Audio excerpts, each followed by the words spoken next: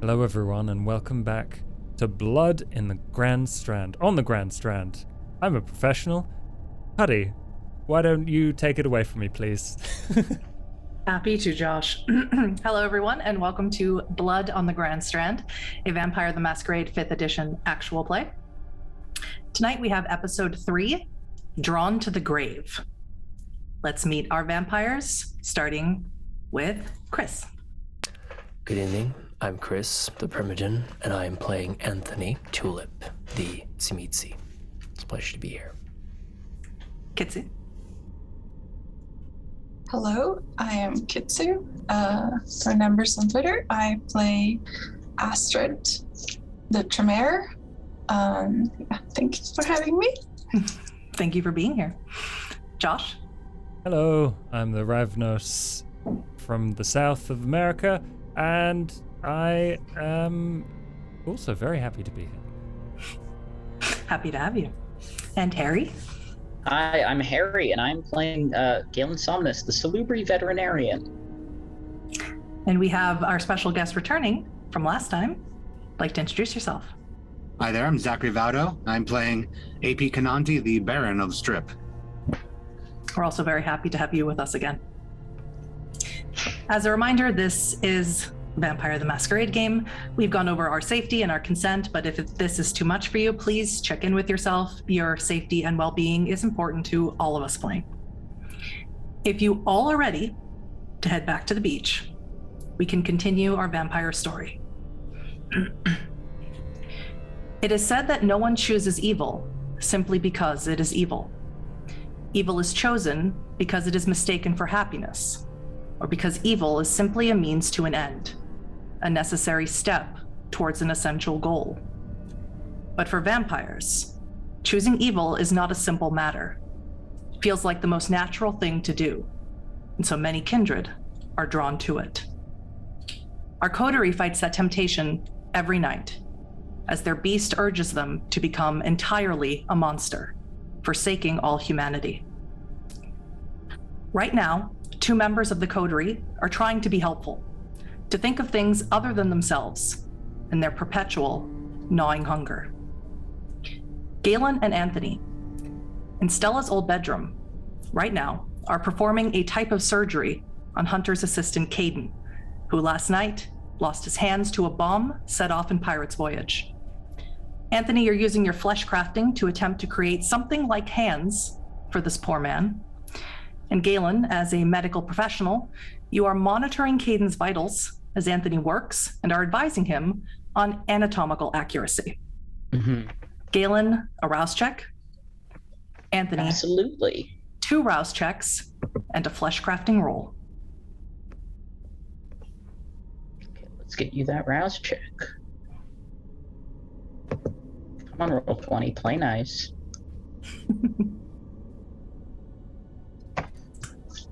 One more, Anthony. Does that put you at 300? I'll just roll a d10 while I wait for roll That's 20 fine. to do its thing.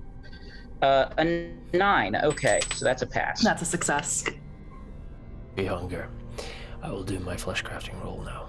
What hunger does that put you at, Galen? 3. Oh, sorry, Galen. Me, I passed the rouse check. Waiting for roll 20 to be nice to me, so we'll see in just a second. I am at... Come on. I am at 1. Excellent. I will also do a rouse check to see if I can, to rouse the blood. If you wish. That is a success. So that is plus 2 dice, correct? It is. 3 successes. I will also use a point of willpower to reroll 3 of those. I would.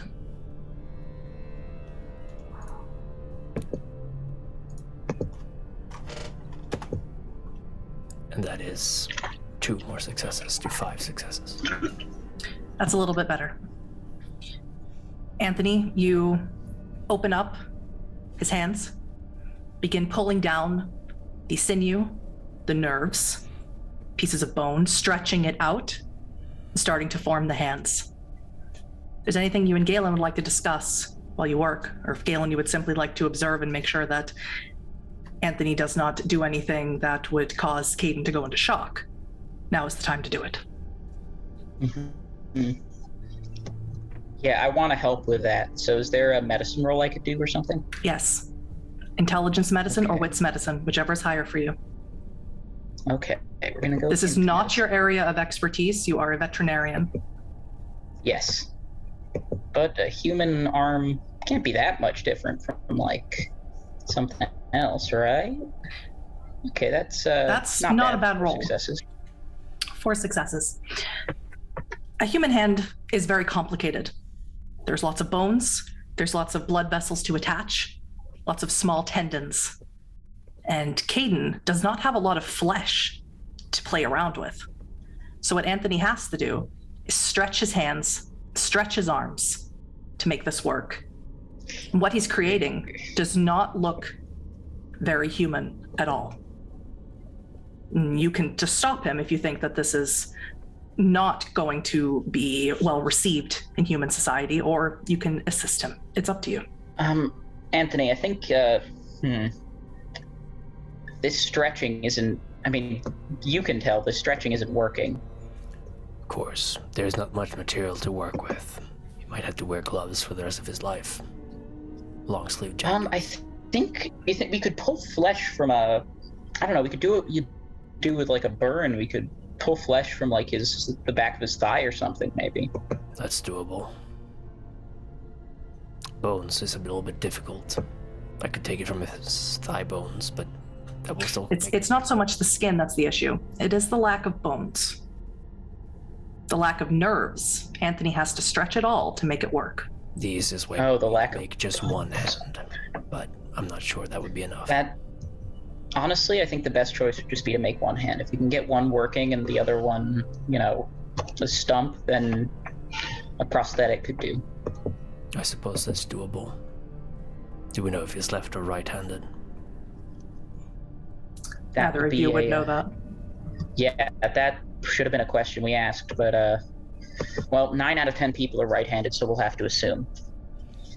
Well, if he's not, he'll have to learn. Yep.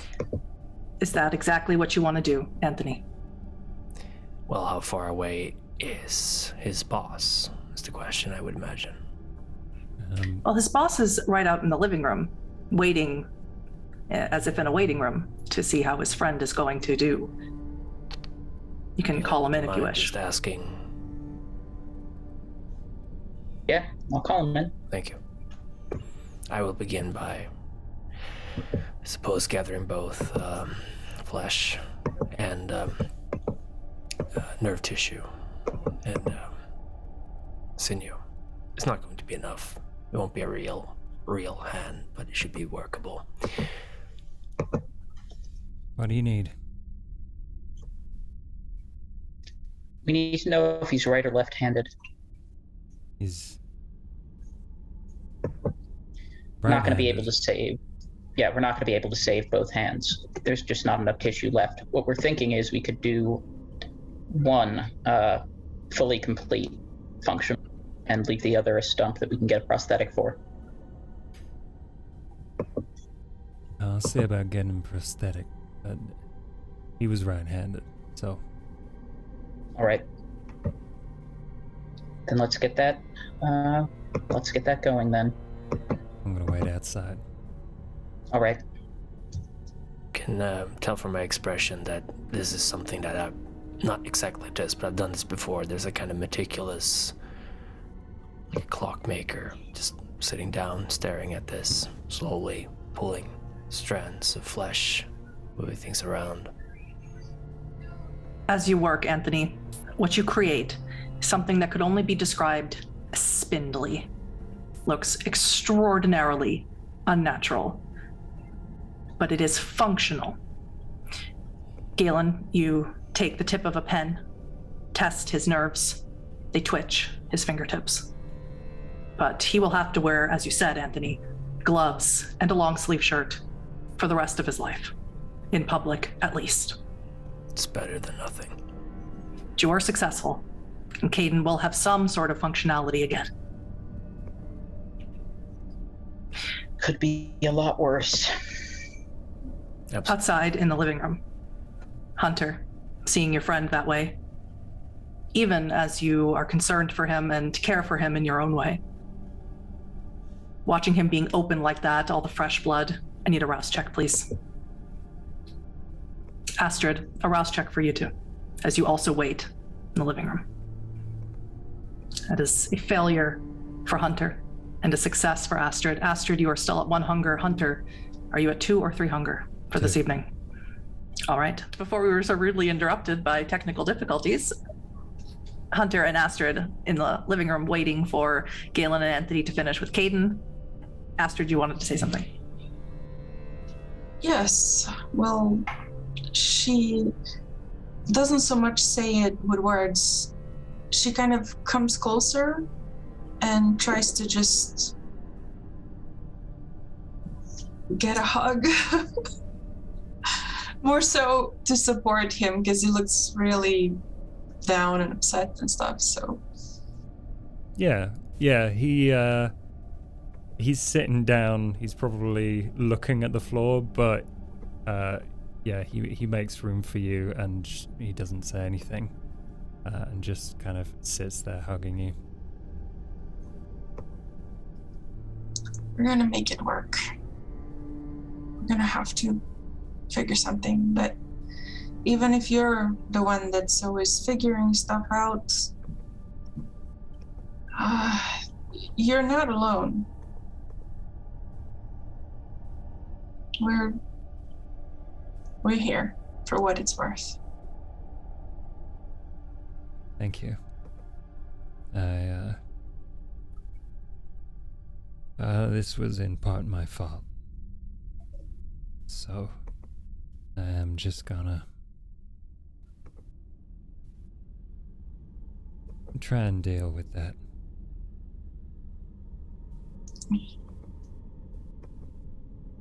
Make it right.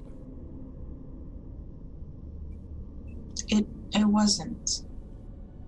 You didn't put the bomb in his hand. We'll figure out, though, who is responsible. And go from there. Hopefully we'll do that tonight. Speaking of not being alone, out of a shadow of one of the rooms steps out Susie. She's still wearing the black toga that you all saw her wearing last night, and the black laced mask. She doesn't speak, but she goes immediately over to Astrid. It indicates to you that she's worried.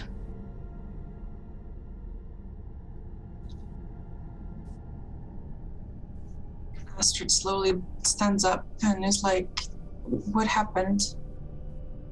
Why are you alone? She signs to you. Something is wrong with Magnolia. Oh. Where is she? Back at the club. Right. Hunter, if you'd like to try and follow along with the conversation, you can, or you can simply observe. I would like to try and follow along. I would say roll me 4d10. Mm-hmm. We'll see how well you can do it. She's not really sure. She's talking really quickly, or signing really quickly.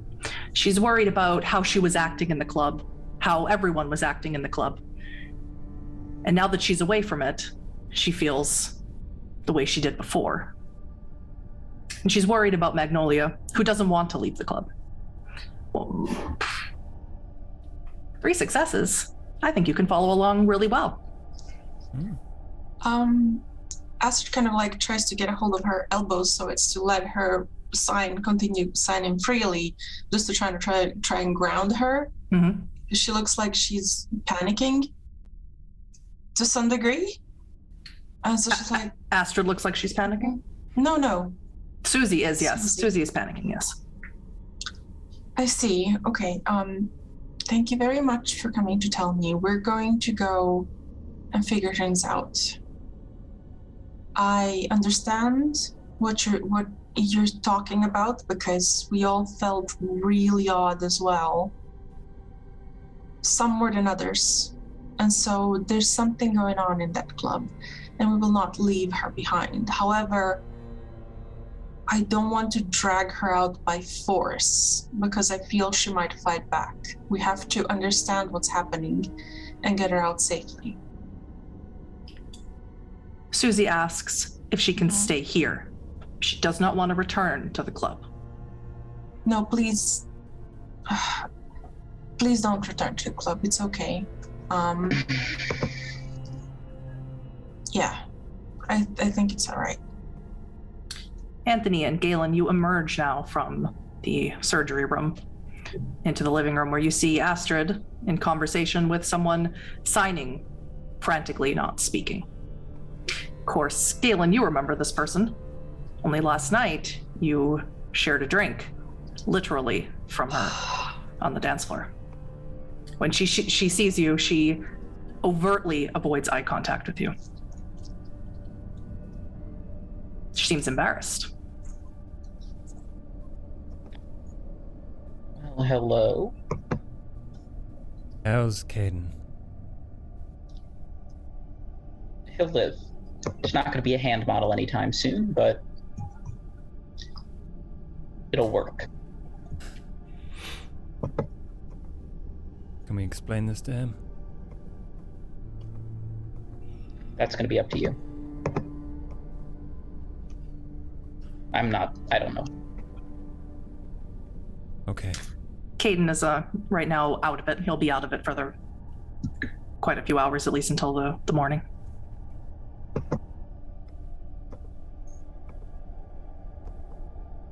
Okay. Would technically make him another hand, but it would be at the cost of another bone. If you want me to take his foot, I could do that. I am not putting that on him. You did what you could for him, so thank you. It was nothing. I wish the outcome could have been better.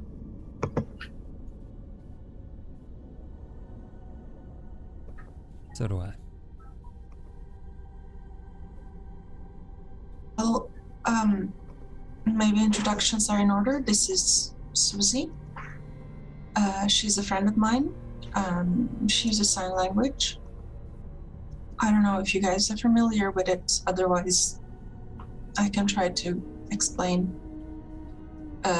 or any conversation that might be happening. But she has been obviously with us with the club, and she feels similarly as we do. So, yeah. She walks over to you, Anthony, grabs your hand, puts it around her throat.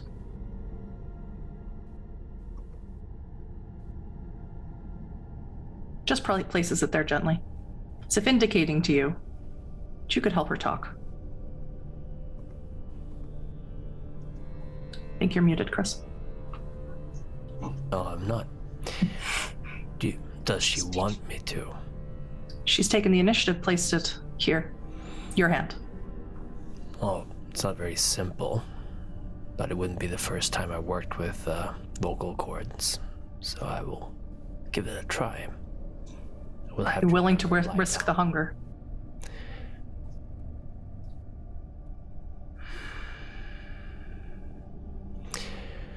Turn to look at the others.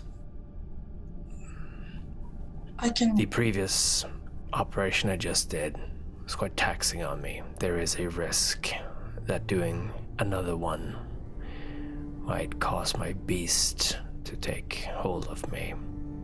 How much blood do you need? Just a smidge to take the edge off. Well, Susie offers you hers in exchange for fixing her throat, even just for tonight. Very well. I will take what's being offered. How much do you take? 1. All right. Bite into her wrist. Mm-hmm. Drink just enough. force myself to pull away, lick the wound close. Flesh crafting roll. Of course. And a rouse check first to see if you do not gain that hunger back. Of course. So a rouse check is 1 for flesh crafting, correct? It is. I will do 1 for flesh crafting and then 1 for to boost your attributes. Yes. So that is 1 hunger back. As soon as the blood trickles down your throat, the bee says, "It's not enough. Take more." I strongly disagree to that. Force it down.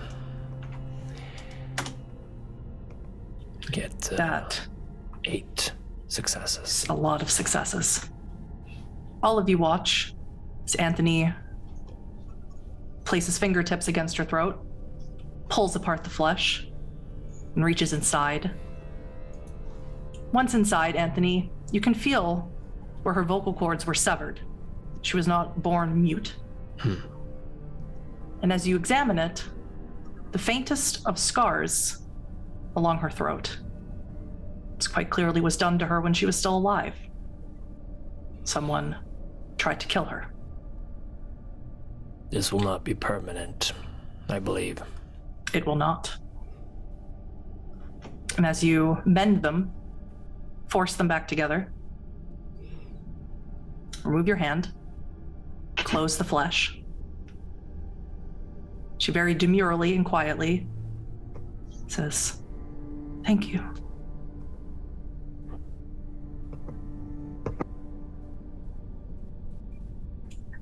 Astrid, don't go back to the club.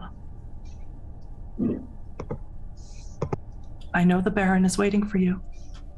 He's expecting you. He should probably be there now. Don't go back.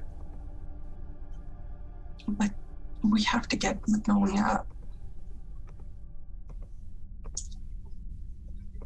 And we have to figure out some other stuff as well. He will not harm us, I don't think. Right now. Something is very wrong. Tell me about it. Tell me everything you know. I don't know much more than you, I'm afraid. Okay, then that's fine. You felt what I felt. She awkwardly looks at Galen and looks back at you. I would never have done that under normal circumstances. I don't think he would have either. But, you know, it is what it is. We have got to continue our work and our investigation and figure out what happened, because a lot happened last night. The club is just one part of it. And so it is really important that you can try to stay safe. And what is the time of the day, night right now? It's just maybe 30, 45 minutes after sunset. Mm-hmm. Okay, is it okay if she remains here, or do you want to go back? Susie? I would rather stay here. I can watch your friend. I think that's a good idea. What do you guys think? I would appreciate that. If he wakes up, just explain I'll be back. I can do that. Thank now. you.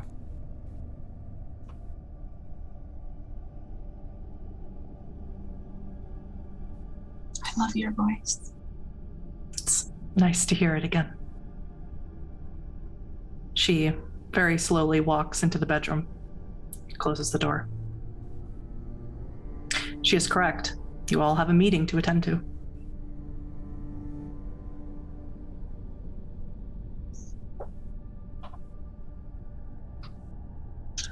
Anyone else for that matter.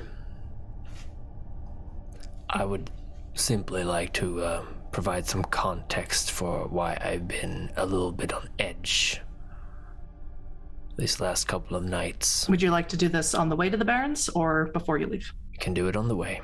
We don't have much time. So you all pile into Anthony's Ford F-150. Doesn't matter who's driving. Hunter drove last time, so perhaps Hunter can drive again. Anthony, please continue. I have, as you know, some experience with the more violent sides of the conflict amongst our kinds in terms of rulership and power. I find it stressful when someone throws themselves into this game and don't wholeheartedly do it. So I find it stressful when we are dabbling in things we are not prepared for, when we don't share intelligence between each other, and when we don't communicate our intentions until the very end.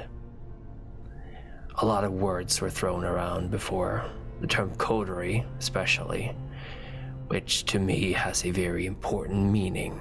And that meaning is that if I'm in a coterie with someone, I expect them to respect me and my decisions, and I will respect them and their decisions. But if decisions are just being made on the spot and they don't align with what we talked about before, I get a little upset. I apologize for my outburst, Galen. But now you at least understand where I'm coming from. Yes.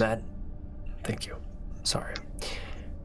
The man we met with earlier, the self-proclaimed Baron, knows what he's doing. He knows the stakes, and he's not afraid to act to preserve his own position. If we are involving ourselves with who should become Baron of what, if that's what you want, Galen, then you can't half-ass it. You can't suddenly decide not to be a leader, or suddenly decide that it's too much because no one else will accept that.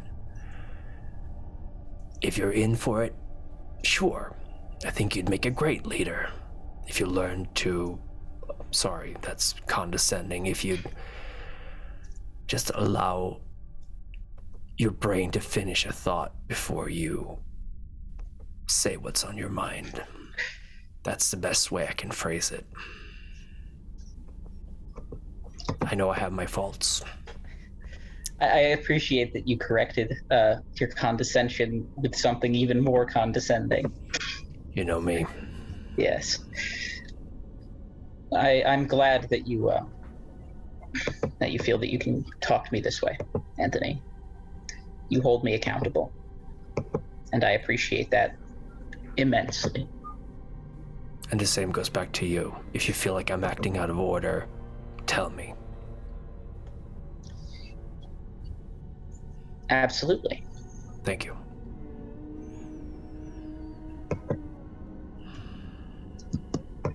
Looks like we're almost here. Yep. And as you pull in to the familiar now, Club Karma, it doesn't seem that there's anything super exciting happening inside, as it was last night. Rather, you can tell that the back of the club has been opened up to where it pushes against the boardwalk, where the Sky Wheel is, one of the largest Ferris wheels in America. Seems that they're having some sort of special event. And where the sign once said Pirates Night, says Carnival Night. As you pull into the parking lot, you see the Baron standing there waiting for you. Afraid you weren't going to show. Welcome, welcome. Don't mind all the construction we're preparing for our next theme night. Aren't you all a glum-looking bunch? I thought you all be happy to get on out there and stick it to the man. You always so serious? We've had a difficult night. Enlighten me. What's going on? How can I help? There's nothing you can do. I think we fixed it. I had a hurt friend. But I appreciate your offer and, to the task at hand. To the task at hand. So we are going after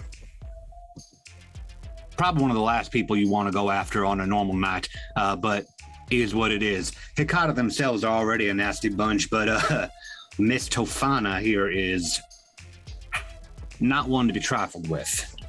She's old, real old, and I don't say that lightly. Y'all ever heard of her before? Name don't ring a bell. Oh, Anybody read it? Intelligence academics.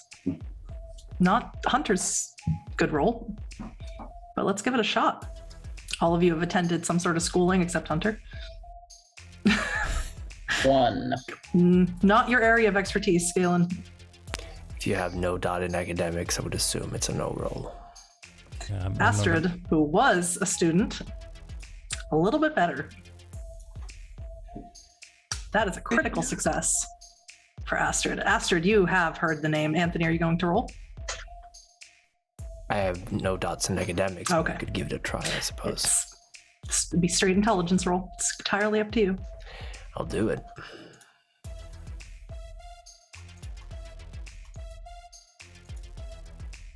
Nothing. No. That's not a bestial failure, I certainly hope. No. That would be hilarious. Think too hard and get mad. Astrid, you have heard of the name of Julia Tofana before. You remember in your Women in History class back in Bavaria, in the University of Munich. You remember she was probably the way the teacher described her was the most infamous serial killer that no one's ever really heard of. You remember she was responsible for the death of many, many people, the details of which you don't quite remember. But for sure, you remember her name. Y'all ever heard of this? Heard of her before you start going in after her? Yes. But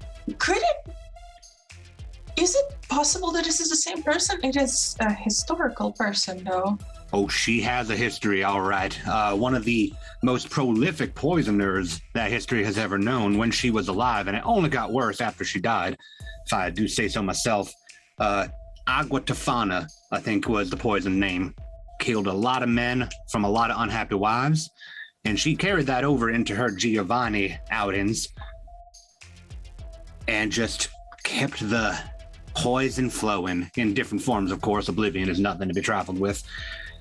But she is here, as I stated the other night, like the rest of Hikata are here, because of all of the lovely ghosts that mingle around thanks to the thin shroud, as they call it.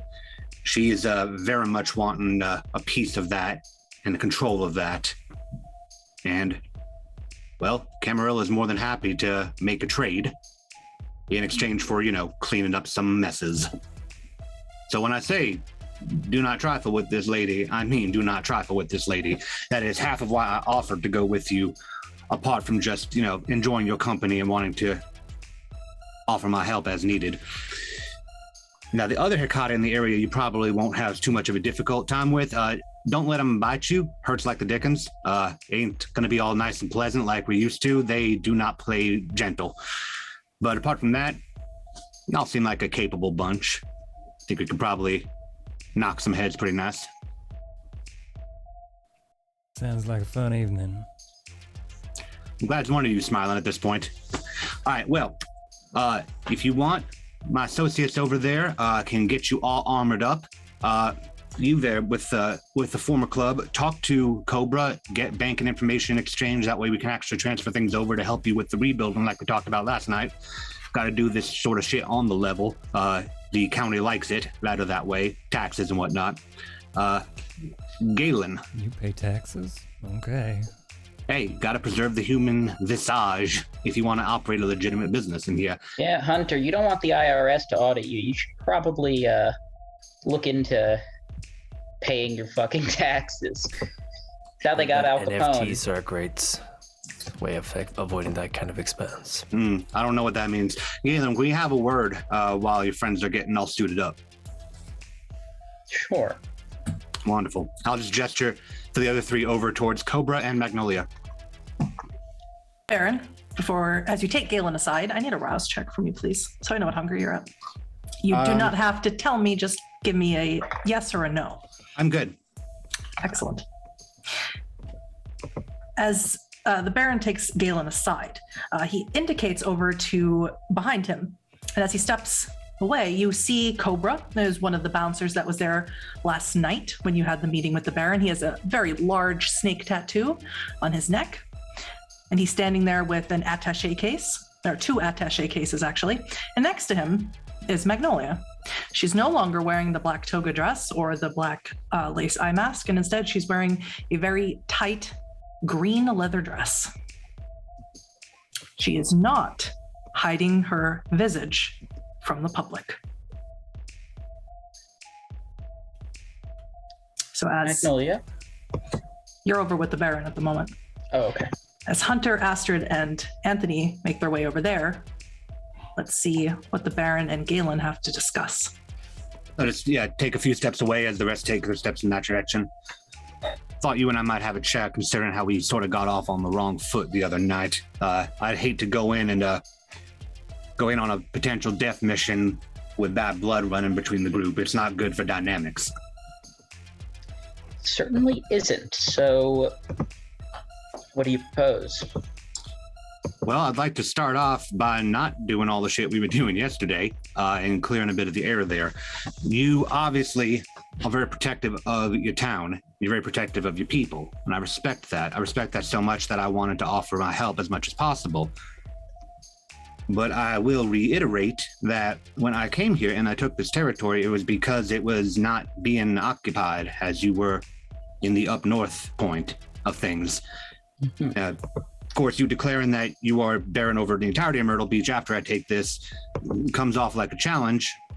I don't quite appreciate that, but I'm willing to discuss things should we be able to work things out, work together. I do think that an alliance is a lot more beneficial to hitting at the Camarilla than one person swinging their dick all over town. Yeah, I think we may be able to work something out, but whatever talks we have, we should hold them after whatever happens tonight. That's completely understandable. Mm-hmm. But in which case, allow me to perhaps alleviate one of the questions that you had last night. I could tell that my reasoning for coming up here from Florida was not to your liking. But frankly, I think if anybody's going to understand it, it's you. Mm-hmm. I'm not sure if it's become apparent to you, my clan of affiliation, but surely at least one of your friends has figured it out by now. And, well, as I said, I think if anybody is going to understand getting run out of a town for the clan that they belong to, something that was entirely against their will in the first place, it's going to be somebody like you. Mm-hmm. You've kind of got that in common. To say the least, yes. Camarilla is not particularly fond of the ministry, sins of the father and whatnot. Doesn't matter how far away you get from the old ways, they hold a grudge. So the sunny beaches of Miami were no longer to my liking, as I like to say it, but in actuality, days side of town weren't big enough for the two of us. So I went north until I found a space here, where apparently they don't like to judge you for that sort of thing. I think you can understand why it's not exactly my opening card statement as to why I'm here. Yes, I understand. I figured you would, more than the rest of them. Well, maybe. I don't know a whole lot about all of them, but I do know that your history and mine have that similar prejudice against them. So if you were going to get it, you were going to get it. And I hope that is a lot more to your liking. I'd say it is. Now, I think we could really do some good here. We can really make a difference in this city. So, what do you say we clear house and then we take it from there? Perhaps y'all come by the carnival night. Call it a VIP treatment. Yes. Let's get to work. I'll walk him back towards the others. Yeah, mute myself. And the others are right now standing in front of Cobra and Magnolia. Cobra immediately approaches you, Hunter, holds out a smartphone with a blank bank routing number, routing form in it, and hands it to you. Says, just put your bank numbers in there. Sure, do I get to decide how many zeros go on the end? You put your bank numbers in there, what your account numbers, not how much money's in your account. Yes, sir. I'm gonna look it over and fill it out. Are you going to actually put your bank routing numbers in there? I'm just gonna double check the direction of the transaction, but sure. Can't. It's just a blank form. It's not going anywhere. Oh. It's like open on like a note. Oh, okay. Yeah, sure. I'll put one of my bank numbers in there. All right. Magnolia, who is holding one of the attaché cases, opens it up for you, Astrid and Anthony, and inside are 4 identical, beautiful, brand new Berettas. Oh, she just holds them out for you. Well, aren't you gonna take one? Yes. Thank you. Are you okay? I'm better than okay, baby. That's a relief. You gonna take one sunglasses? Oh, of course. I'll take one, and I'll give it the same treatment I gave the last gun I was given. I'm a body full of pockets. Mm-hmm. Just put it in my stomach. You just put it in your flesh pocket, as we discussed last season? Yep. Hunter, after you're done filling them out, she throws one of the Berettas at you. Oh, yeah, I catch it and do like a little comparison between the crappy pistol I've got in the back of my trousers, and it's like, yeah, it's shiny. Take it with me. Whatever the Baron has is much better than what you have, Hunter. Here. And she hands another gun to you, Astrid. And this one is for the 3-eyed guy. I'll Thank take it to you. him. Baron and Galen, you walk over to them. Cobra, of course, puts the smartphone in his front pocket. He has the bank numbers, and he opens up the other attaché case, and inside is a beautiful 50 caliber Magnum for you. Yep, which I immediately take out, examine, and just put it into my coat. Mm-hmm. It takes much longer to put it into my coat than the other guns would. Mm-hmm. Alrighty. Now, shall we? And I point over towards the yellow Hummer H2 that's parked around back. Mm-hmm. Seats 5. That's a fancy car. Well, what can I say? I like to make a statement. Besides, I figured it'd be better than just giving GPS directions. Yeah, you always Pink seem then yellow. I like your taste. tasteful. That's the word I was thinking of. Very Miami. Well, you can take it out of the guy, but never quite goes away. Come on, and I just walk over towards the Hummer. Give Galen his gun. Sorry. Galen, do you take the Beretta? I'll take the Beretta, yeah. Mm-hmm. And as the Baron walks away, I need everyone wits and awareness, please.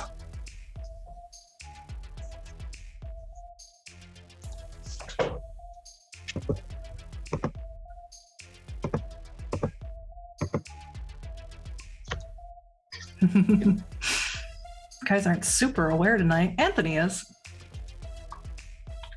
And so is Astrid. Astrid, that is a messy critical. And it's perfect for you to get a messy critical right now. Hunter and Galen, you follow behind the Baron, not paying too much attention. Anthony, you see that Magnolia gooses the Baron as he leaves. She gives his backside a nice firm squeeze before she heads back into the club. Astrid, you see this as well. This upsets your beast. You're not quite sure why. The relationship between you and Magnolia has been complicated since you offered her a place in your cult. You know the relationship she had with Hunter and how much trouble she gave you just from being associated with Hunter and not being allowed to see him, how madly in love she always seemed to be. And now she's completely forgotten about Hunter. I need you to increase your hunger by 1, as your beast is confused and angry.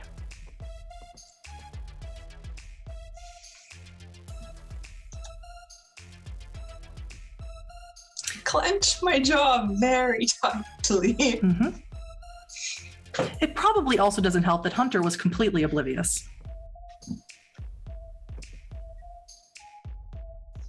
As you all get into the Hummer, Baron, what song plays as soon as you turn the engine over? Oh, it's probably that new Dua Lipa song that everybody's been listening to. It seems really popular right now. Just let it kick on in. I like to keep up to speed on what everybody's listening to. Mm-hmm. In fact, for Carnival Night, right before the coterie arrived, you were discussing with a dance troupe of TikTok dancers who are going to perform for Carnival Night. You'd love it. Mm-hmm. They do.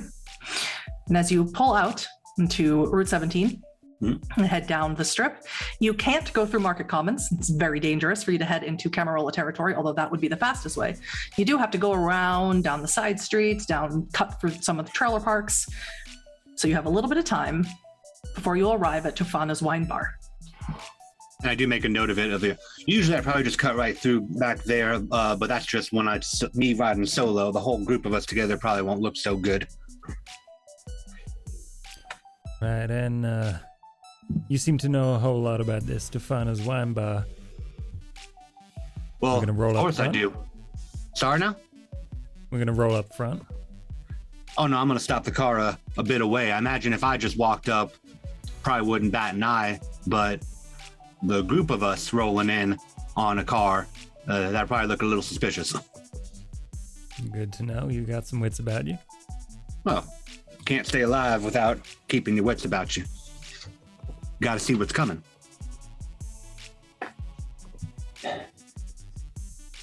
You are a quiet bunch. Well, how about you enlighten us on what is coming? I'm not going to stand around and get poisoned. That's fair. Well, obviously don't drink the wine. We could go in as, guests, tasters, or we can just kick the door down and start shooting. I leave that up to you, but I do want to, again, point out that gunning directly for Julia Tofana is probably a death sentence for any individual of you. As a group, I might stand more of a shot. I feel like I could probably go toe-to-toe with her a bit, but knocking out the underlings is going to make it a lot easier to get at her. Now, how long she will stay once we start wrecking shit, hard to say. So if we do start, we got to start quick and we got to go quick. But we can do the approach however you're feeling. Like I said, I am here to be of assistance in your plot of revenge. Not my expertise, but I do prefer a little bit of subtlety. A little bit of subtlety. Got it. Believe it or not, I can be quite the subtle person. As the music just continues to pulse in the car. Understandable. I would say, if we can get in place and noticed, do our thing, and leave as unnoticed as possible to preserve our strength for her in particular. Because she's not going to be in there alone. It would be foolish to think so. Oh, no. I am expecting, I'm expecting at least a number of Hecata in there equal to the number that we are showing up with. That's just regular staffing to me. It could be more. If we're lucky, it's less, but we'll see. But no, I agree. We can take it light and smooth at first, and then once we actually have a spot for an upper hand, maybe actually get her out on the floor if she's not already out there, we can actually take a swing. Sounds So good. what would be... Oh, you go first, Hunter, sorry. No, I was just listening. After you. I just wanted to ask the Baron, what do you think would be a good story then for us to go with to get what we want to go? You Well, seem I to know mean- more about her, so... Well, I mean, it's Tofana's wine bar. I mean, you don't gotta you don't gotta have much of a story apart from a taste for the eloquent vino that is running there. Could be that we didn't think to get an appointment. Out-of-towners are not uncommon around here. But, you know, that's if you want to just play it straight as customers. Might actually give us a better in with everybody and possibly meeting her as opposed to trying to play at professionals. Well, and I look at Hunter, how about this? How about you're looking for a new venue? You're trying to rebuild in case they know what happened. And this is maybe one of your new suppliers. You're just interested. So that could be an idea. Knowing the Hakata, pardon me. It could work, or they could just straight tear my head off. We've now got a friendly history. Knowing the Hakata, they most assuredly have our faces and security detail. If I manage to catch any time alone with one of their mortal servants, or possibly one of the Hakata less potent of blood, I might be able to implant some backup just in case.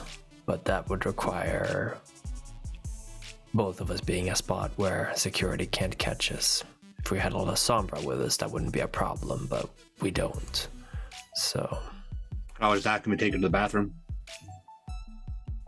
I would expect the Hakata to have cameras in the bathroom as well, just more well hidden. Probably right. They're a weird bunch. But, you know, to each their own. It's not exactly my form of entertainment, but hey. I've heard things about them.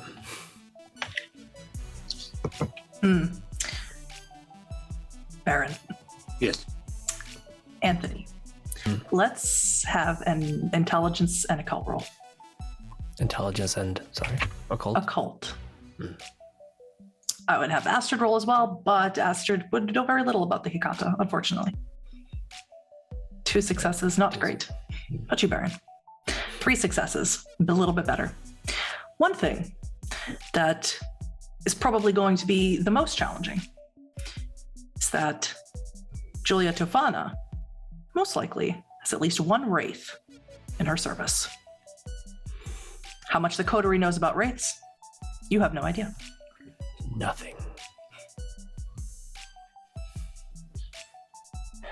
Now, of course, on top of having to deal with all the Hikata, there is the aforementioned ghostly presence that I mentioned. Being so high in the Giovanni line, she's bound to have at least one of them tied to her.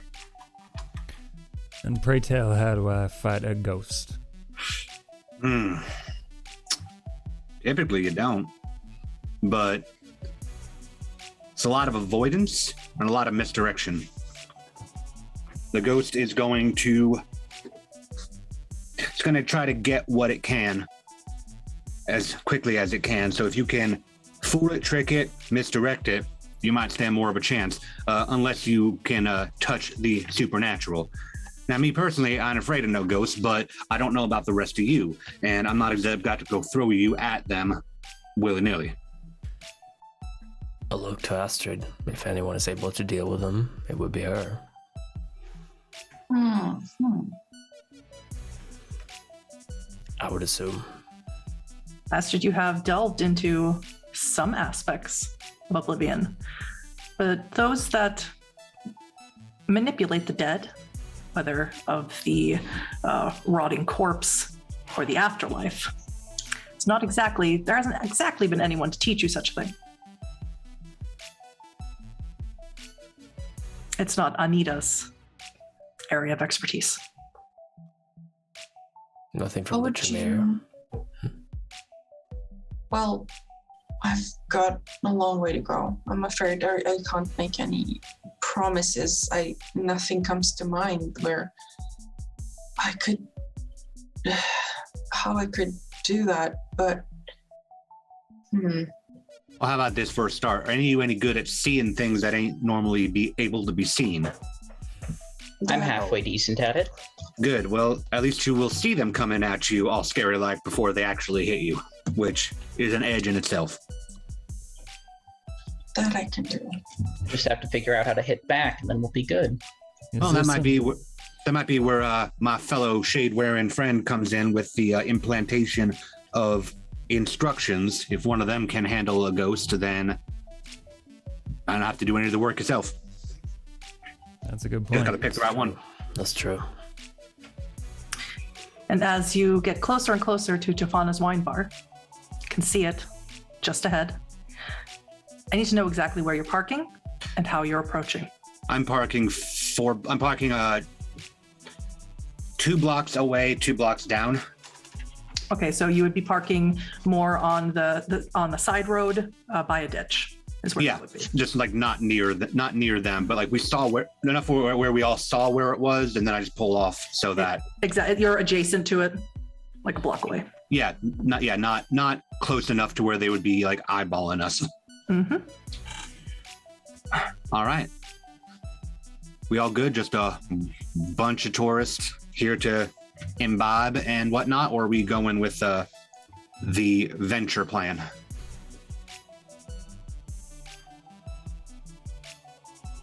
I have a feeling they're going to catch on to us pretty quickly. So we're going to go as tourists. We should go in with that in mind. That's fine, as long as we pick up on what's going down. Makes sense. Just act like you belong. And I get out of the car. Like I turn off the car, get out first, and close the door. Hello. And so, if I'm to understand correctly, you all are approaching the front as if you belong here. Mm-hmm. All right.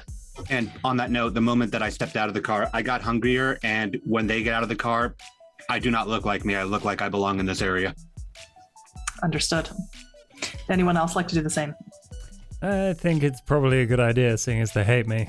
I'm going to give it a go as well.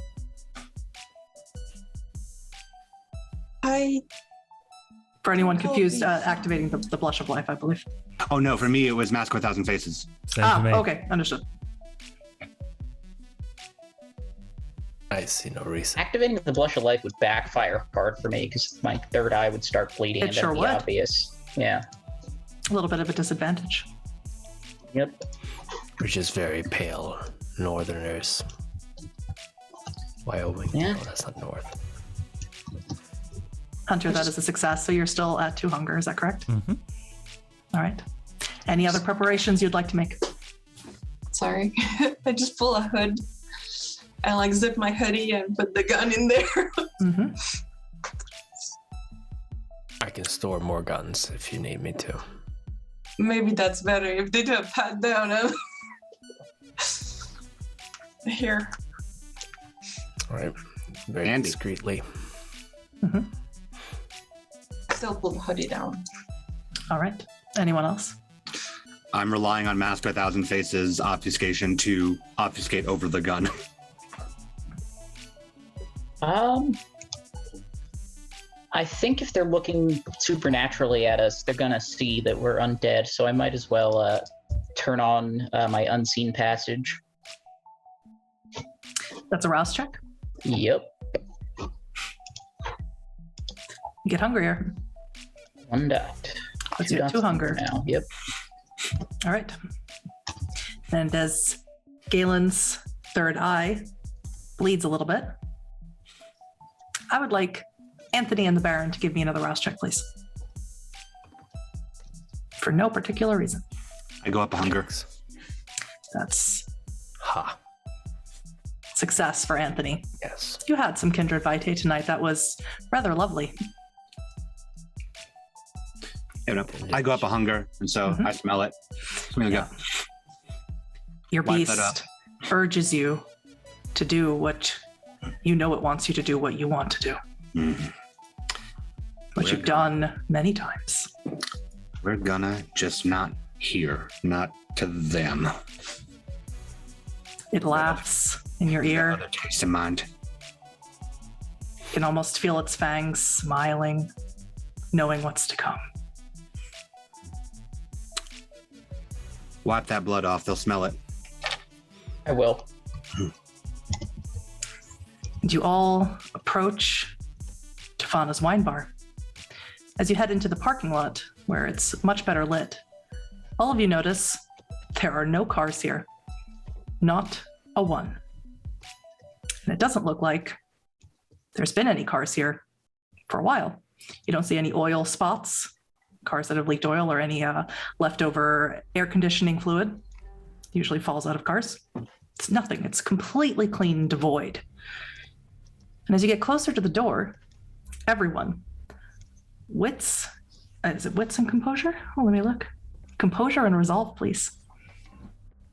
All right. I am looking for a significant amount of successes.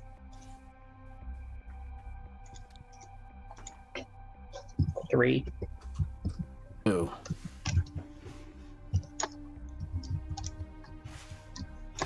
Okay, 4. 4. Astrid, Galen, and Baron Cananti. As you approach, you feel this horrible dread, almost a mortal chill run down your spine. Something none of you have felt in a very long time. And your beast recoils and urges you to not go further, but it will not stop you.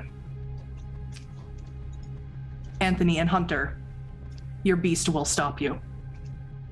You do not feel like you can approach this building. You feel terrified. You feel that if you continue moving forward, your beast may force you to flee.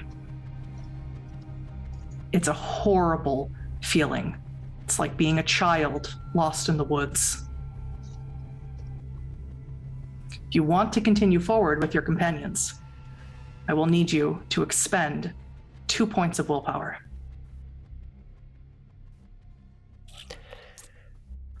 I'm assuming I'm saying this is out loud. Am I the only one feeling certain? No, this is Anthony and Hunter. Yes, but I'm speaking out loud to the others. I'm assuming I'm not the only one feeling this. No, something's very wrong. It's nasty here. I hate this place. Let's get in and out as quickly as we can. I don't believe I can get in here. I don't have a choice. Give it a push, buddy. All right. I'm gonna make them pay. Anthony, you should have recovered your willpower from last night. All right.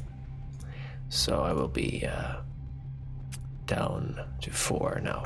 Mm-hmm. Oh, did I recover 1? You did. Ah, wonderful. Thank you. Okay. Mm-hmm. And I'm assuming as well my... And remove 1 superficial damage, which as a homebrew thing that I let you heal in your day sleep for you, Anthony. Right. I'm assuming it's not possible for us to just throw a Molotov through the window and leave. Of course. All got a Molotov? Did you think to bring a lighter, a bottle of alcohol, and a rag? Did not, but that seems more appealing now. Not a fan of fire, Anthony. Personal. We'll learn more. Right, in we go then. I'm gonna knock on the door instead of pulling on it, just because it looks closed. Yes. And as you knock, you can see very dim lights. All of the glass here is shaded like a milk glass. You can't see through it. And as you knock, you do hear some rustling inside. A man swings the door open quickly. He's got dark hair and a ponytail. He's dressed very similarly to your bouncers, except maybe a little bit more old-fashioned, maybe more like a 1930s suit, 3-piece. Mm-hmm.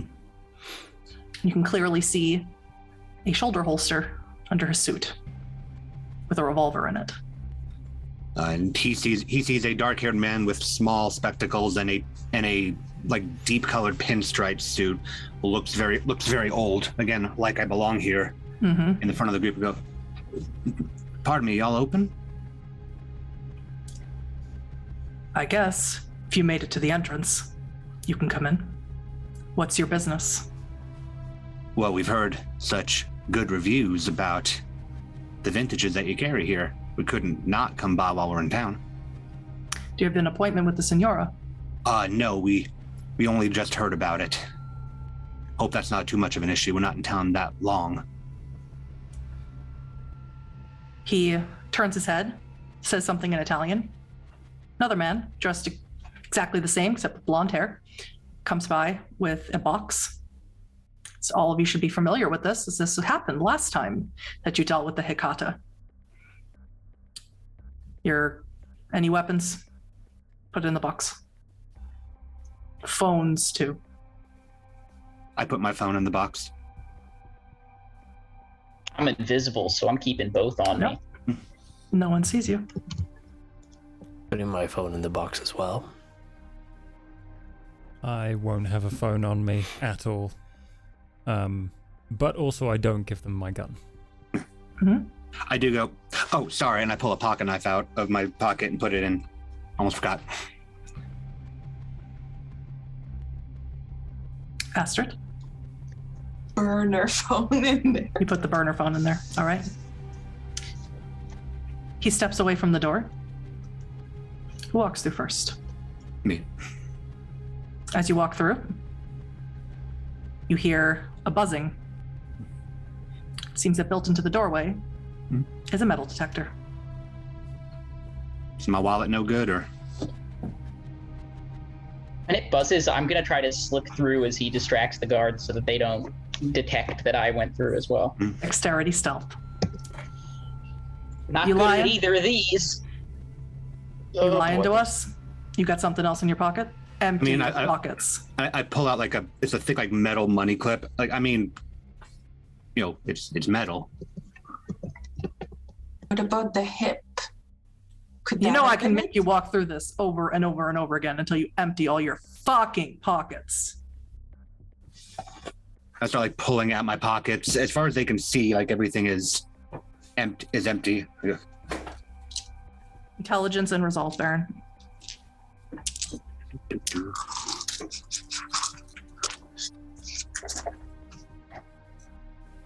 Five. You feel a presence push into your mind. Mm-hmm. Is it someone attempting to force you to do what they want, but you're shake it off?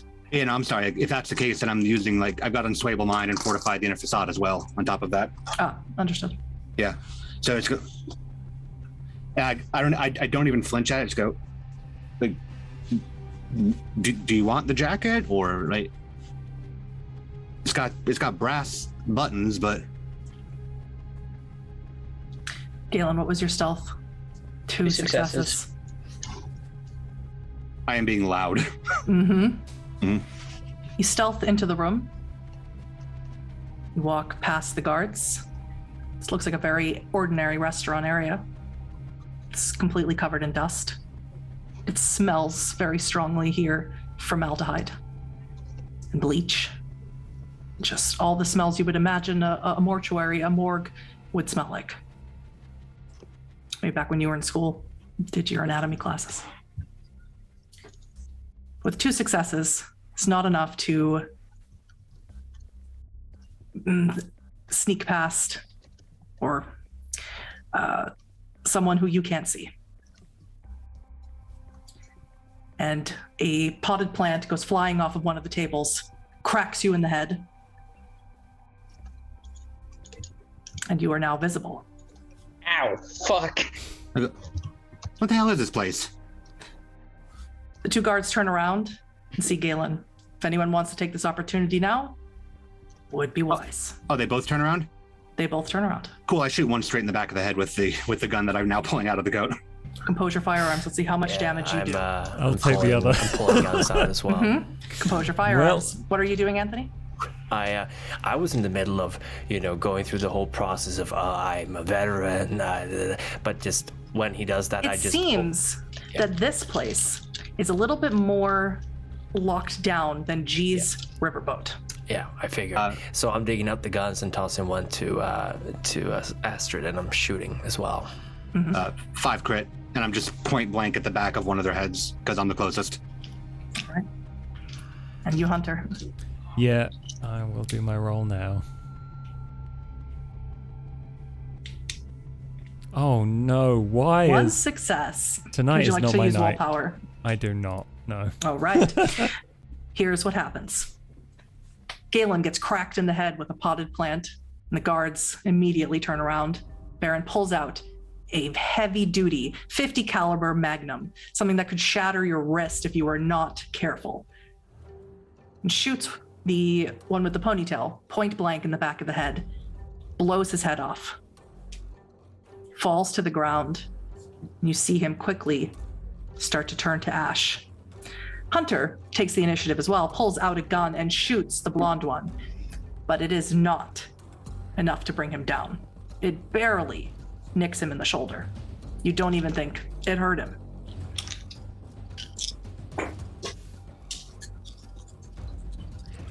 Well, I'm An heading. immediate reaction to Hunter's shot is he grabs the revolver out of his shoulder holster, turns around, shoots at you, Hunter. I will let you try and get out of the way. I will absolutely Dex try. athletics. I cannot roll more than one tonight.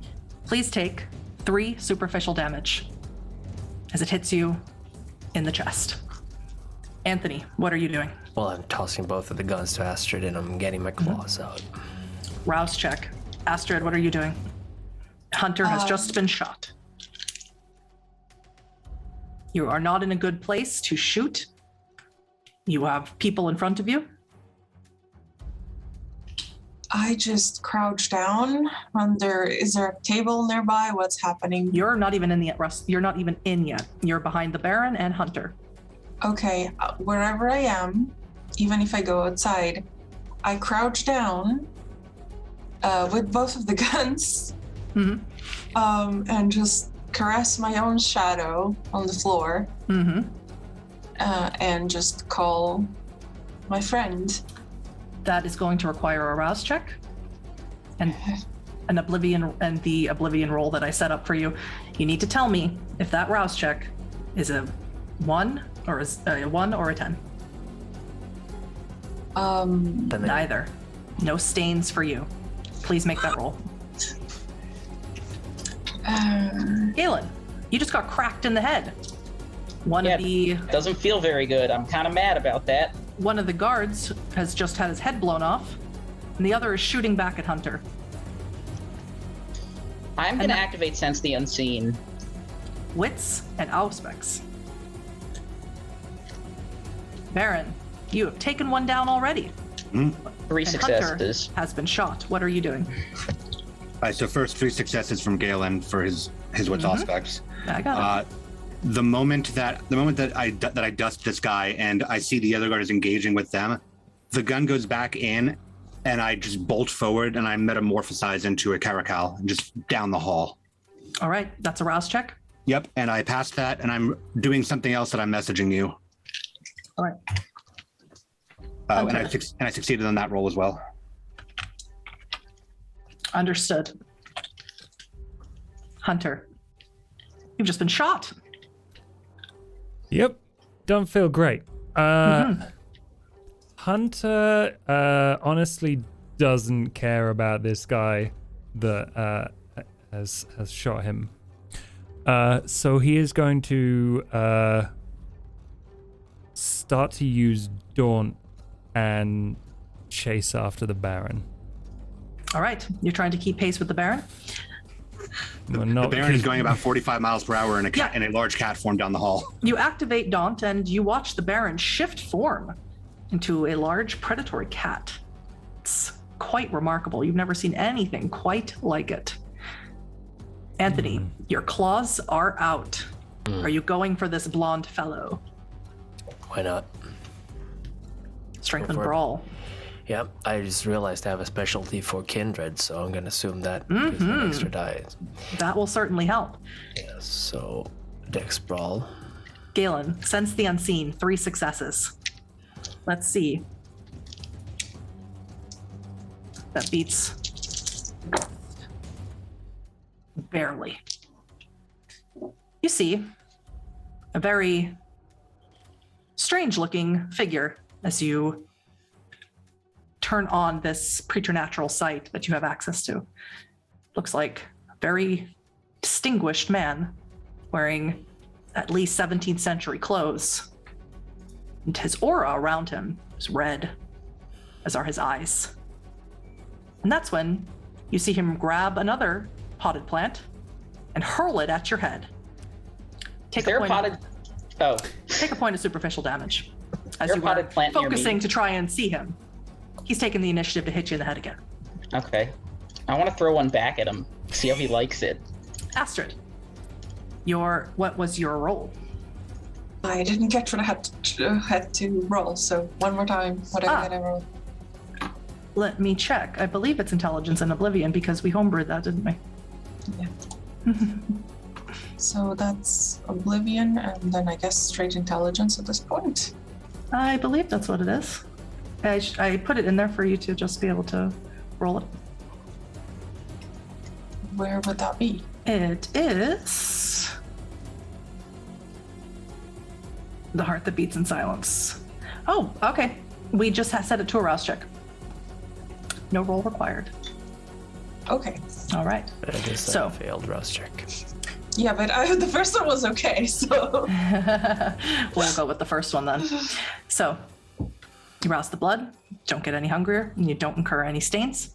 And from the shadows comes your little feline companion that slinks around the corner, shares with you its own senses. And you can see a large feral cat running through the restaurant, Hunter chasing after it. You can see with this Oblivion creature, you could see a ghost hurling potted plants at Galen and Anthony, attacking the guard with his claws. Is everything that you can see. 4 successes. The guard is surprised. He was aiming for Hunter, who decided instead of firing back to rush at him, and he was completely caught off guard.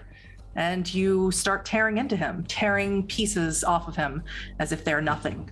Yes. Would you like to feed? Yes. I will feed on him if I can. You can. And I will do so. Are you diablerizing him? No. Drink until it slakes your hunger down to 0. Baron, you have turned into a cat and raced into the restaurant. It is not large by any means, and you quickly come to a wall.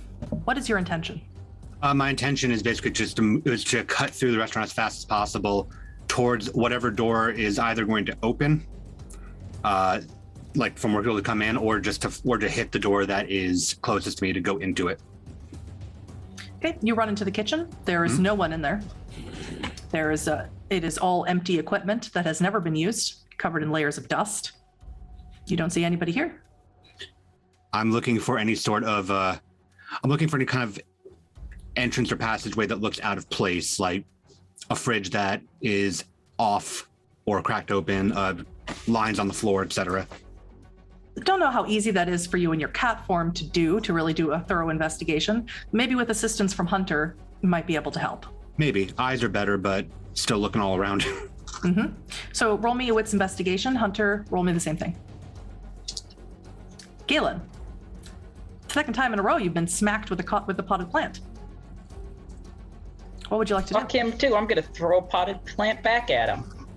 Pick up a potted plant, toss it in his general direction. Yeah. Goes right through him. Oh yeah, that figures. Is there like a table I can push over and get behind to block the potted plants? Of course. I'm gonna do that. All right. And you do so. With 7 successes, Hunter and Baron, you notice that one of the wine displays in the very, very back of the kitchen is the only place not covered in dust. I run over and I just paw at it for Hunter. Yeah, I see it and I start to shove it. Okay. Also, I know this is I know this is a place that sells wine, but are there spirits here? I mean, well, there are spirits here. It's not that stupid kind. question. Rum. There are no spirits here, just wine. Never mind. Not a single bottle looks like it has ever been opened. I'm gonna grab one, smash it. To have a melee weapon? Well, I guess I was thinking just spite, Sure. but yeah. As you pull it apart, Astrid, you can see all of this happening. Your shadow servant has no issues. It doesn't require to wait for doors to be opened, or walls are not an issue. It can just follow through with its own shadow. Do you decide to break the connection, follow them inside? Or do you decide to help Galen with his ghost problem?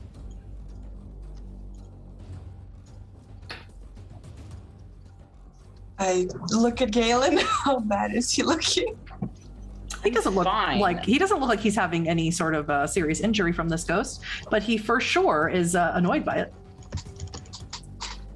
I think I will do more good if I go with my ghosts to help them. Okay. Worry about the guys with the guns. Yeah. So you're not entering the building, just so I understand. You are sending your servant. Is that correct? Well, Or are you and the servant going? both of us, yeah. All I right. think it's best. So as you head through the restaurant, dexterity, athletics, please. Mhm.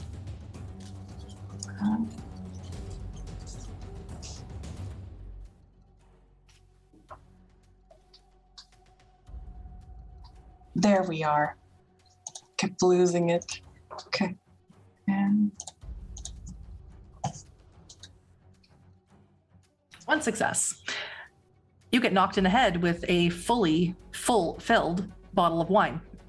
Take a superficial damage, and it knocks you off track. Anthony, you have finished slaking your thirst on this man. Assuming he's also kindred.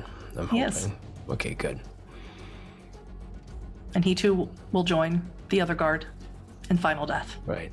Any weapons on the body? A revolver. Oh, leave that.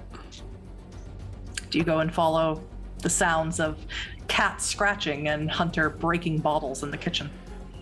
I suppose I will. All right. But I'll actually grab the jacket while I'm moving. Might be something in there useful.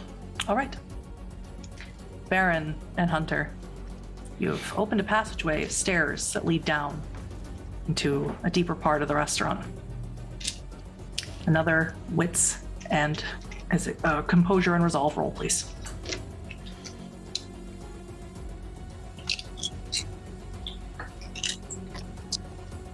That's more like it. That's a messy critical for Hunter.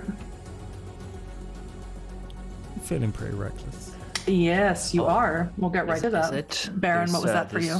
There's two successes, 2 10s on the normal. There is. So that doesn't have to be a messy critical. Lucky Ravnos.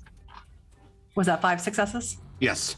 Both of you, again, feel that horrible dread, but the adrenaline is rushing through you too much, or whatever it is that motivates kindred in these moments of high intensity.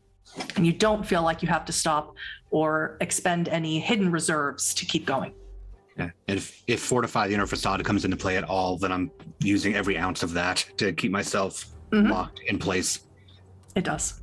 Good news. We're headed in the right direction. I just slink straight down. You head down.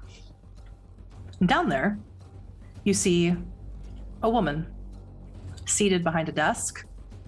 She has several corpses around her, as if decoration. She doesn't seem entirely perturbed by your presence or what you've been doing. She's seated behind a table, or is she just seated? She's seated behind a desk. Okay, I don't know what the full layout is. Can she see the large cat low to the floor slinking, or is she going to see Hunter walking because of the desk? She sees Hunter. Okay, She doesn't see you yet. so I'm just going.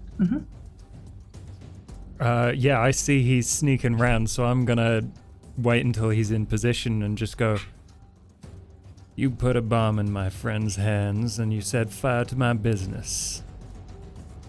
How do you feel about that?" I don't even know who you are.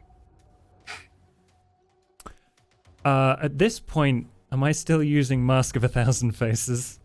You are. I'm going to stop using that. Her expression doesn't change. Galen, right now in a almost like a snowball fight, with a ghost. What's your plan? I have no fucking idea how to kill a ghost. So right now it's just to like, I don't know. Well, throwing something at it didn't seem to work. Yeah. But you could try to get away from it. Yeah, that's the plan. I'm gonna retreat under I'm gonna try to drag the table with me so none of these things hit me anymore, and just retreat across the room towards where my friends went. You can do that. Astrid, what about you? Just been clocked in the head with a wine bottle. You're muted, by the way. Yes, that does not feel too good, so I activate my sight. With Oblivion Sight, which doesn't require any sort of roll or rouse check, you can see ghosts. How many? Where? You can, as many ghosts as are around. That is part of Oblivion Sight. Ah, okay. I thought, okay, how many do I see? You just see one. He's dressed in 17th century merchant attire, and he looks incredibly angry. His aura is red, and his eyes are red, and he's faintly glowing crimson. If I just turn around and go like, why are you angry? What's happening? Does he understand? He seem like he's understands me? Let's find out. Speaking with the ghost.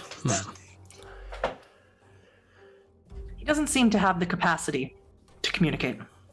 Whether it is because he has been bound, his spirit has been bound to this plane too long, or he doesn't want to. Can't really tell. But he is going to pick up another wine bottle and hurl it at you. If you'd like to try and escape with Galen. Yeah, I try to Get behind my table. Do you get behind his table? Yeah. You catch up with Anthony, who is just now heading down the stairs to the basement. Julia Tofana looks at you, Hunter, as you've dropped your Mask of 1,000 Faces. I don't know who you are. Insight. I'm gonna fucking insight the shit out of her. Go for it. Wits? Wits and insight. Okay.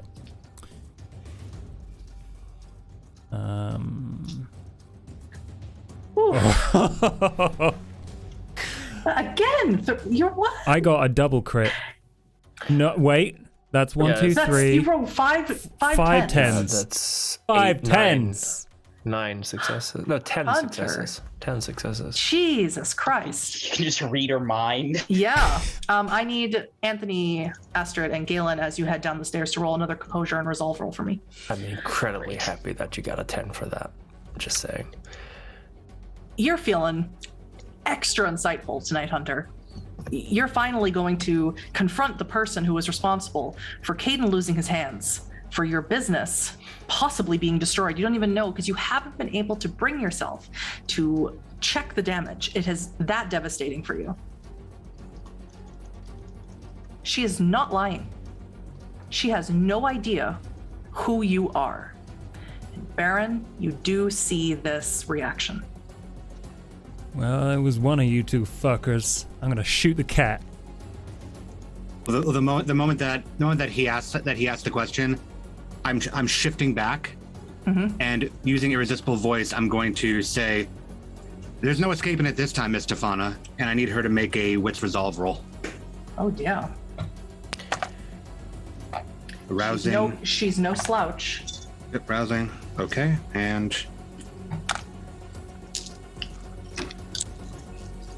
Can I get everyone's composure and resolve roll, Can I please? use a willpower? Yeah, I rolled 3 successes. You can't use a roll of that willpower to reroll. Oh wait, do I ever have to make another composure resolve? No, just the one I asked you. Okay, so 3. 3 is enough. 4 for me. 5. I'm gonna burn a You're all willpower good. just to make it better. I would. I mean, it's already pretty good. I'm trying to make it better. Ooh, yeah. Because I also boosted an attribute for blood surge, and so that's a 10 crit. Wow, beats her 8. So she is now everything around her just sort of like ghost twisted, as the mental maze kicks up. As the Baron says what he says, you watch Julia Tofana break that so familiar Hecata porcelain exterior and look incredibly confused, maybe even a little scared. What are you doing, Baron? Now she's done that, I stand up and walk around the table since she can't make sense of what's where. No, Hunter, with that amount of insight, if you had to take a guess, she doesn't know where she is right now. Mm-hmm. Fuck. And I look down at her and go,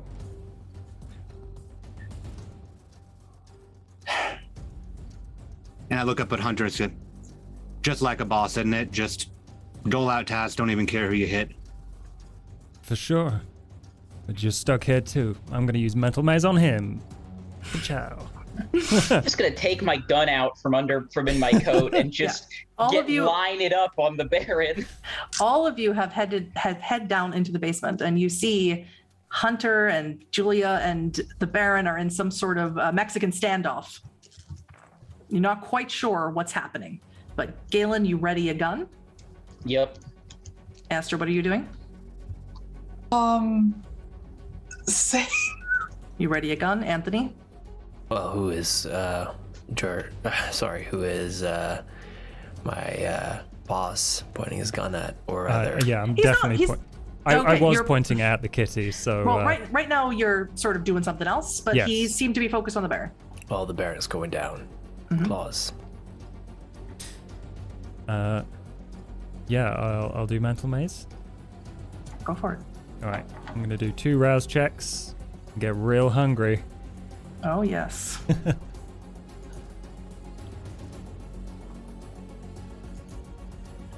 And this is versus wits resolve. Ugh. And I'm going to willpower that. Nope. Tonight is not my night. That's 3 total. It is for being insightful. 6 crit.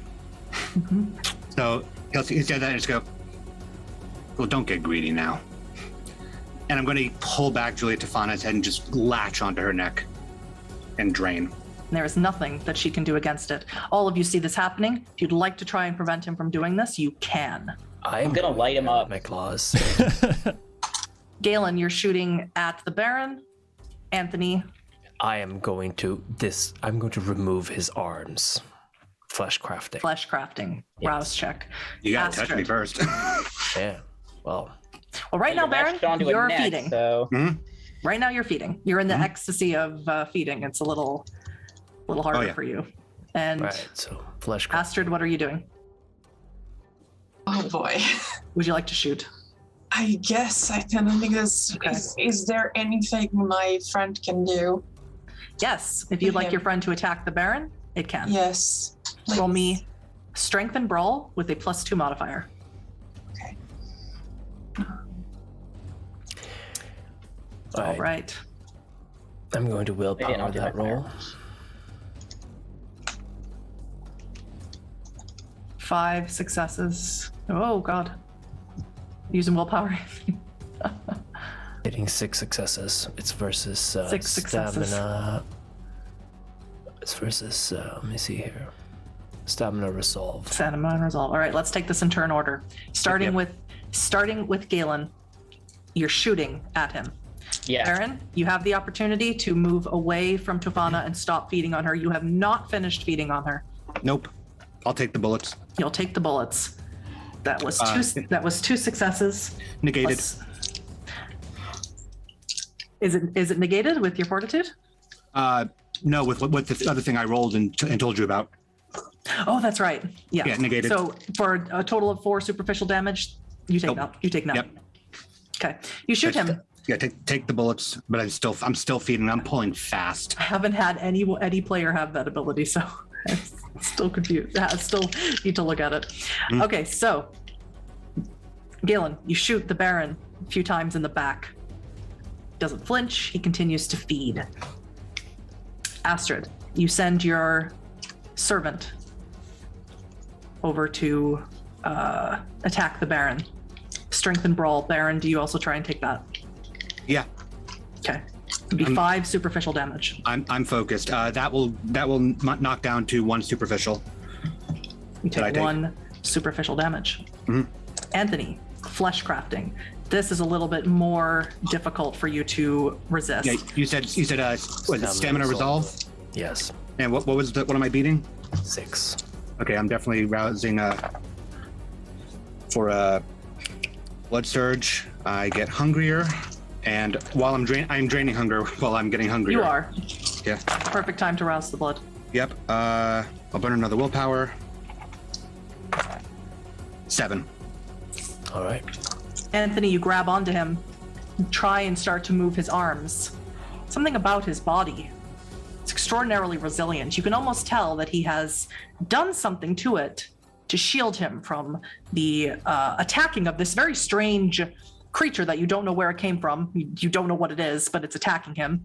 Astrid seems to be controlling it. And Galen's bullets have done absolutely nothing.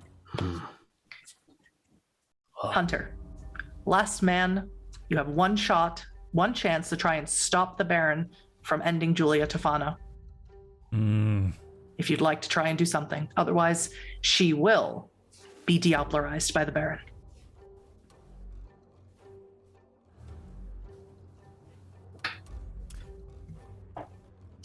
I mean, can I get a hold of his 50 caliber? I put it in my jacket, so you have to come up on me for that. You would. Okay. Well, From him. notably, not a fighter. I am going to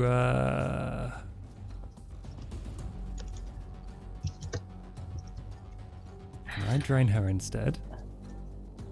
Is that a terrible idea? You certainly could.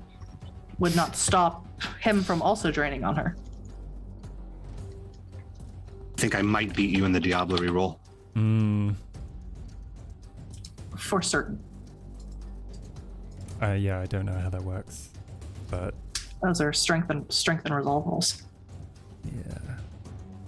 Equal to her blood potency, I believe. Oh, yeah, I'm not trying. Yep, and then there's even more rolls after that. There is, yeah. Lots of rolls. Okay. Well, in that Strength case, and resolve equal to blood potency of 4. As a starting point. That is the base, yeah. would Not to lead you in any sort of direction. You can flee if you so choose. Baron left his car out there. that is an option. I'm quite angry and quite hungry at him, though. So, okay, would chemistry give her an advantage during Diablerie? No. You can't even see where she is Right now, she's in the throes, the ecstasy of the kiss, and he did something to her, something that you're familiar with. He trapped her in her own mind. Well, I guess.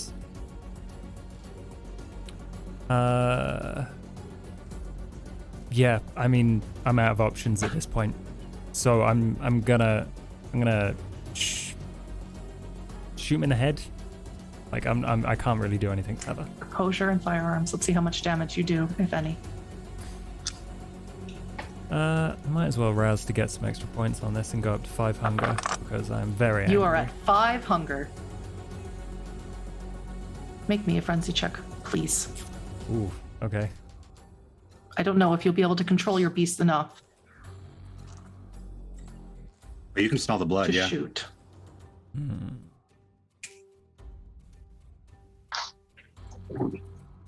I don't think you have a whole lot of willpower to spare.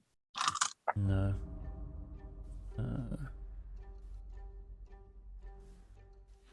I have no modifiers. Oh, Hunter. Excellent. That is excellent. You do not succumb to the screaming of your beast to join him. Take her blood. Why are you fighting him? We should drink her together. And instead, Not You doing may anything shoot. together with this asshole. I'm gonna blow his brains out. Dodge Pose this. your firearms. Are there more blood dice No, than not regular that. dice? Oh, I didn't add. Did I add? You did. Your hunger? 1, 2, You 3. did. No, I meant the. I didn't add the bonus for the rouse. But hang on. 4, 5, 6, 7, 5, 6. I did. Not. Wait. Okay, I'll roll 2 dice. Roll 2d10 and see how that goes. 1 3. success. 3 successes. For a total of 5 superficial damage, Baron. Down to 1 again. Down to 1. You shoot him. The Baron doesn't care. Doesn't flinch. And you watch Worth a as the shot. last bit blood is drained from Julia Tofana. Baron, I am going to assume that you have beaten or have had enough successes to successfully diablerize her without us having to roll through it. Just barely, I got 5. That's enough. Please lower your can- humanity by 1. And I can do, Give if you yourself want, 2 I can do, stains. if you want, I can do the whole, the contested thing afterwards. We Or you can can do do- that, yes. All right. But please lower your humanity by 1. Increase Mhm. your blood potency by 1. Yep. Give yourself 2 stains. Yep. And with that, I'll let her dust and just pull up. And look over at everybody. Look, if you want to take credit for this, I was already giving it to you.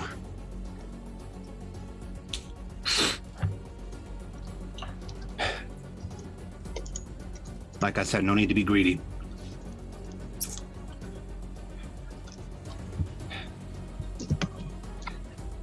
Wasn't her who bombed Pirate's Voyage, so No, it wasn't, Galen.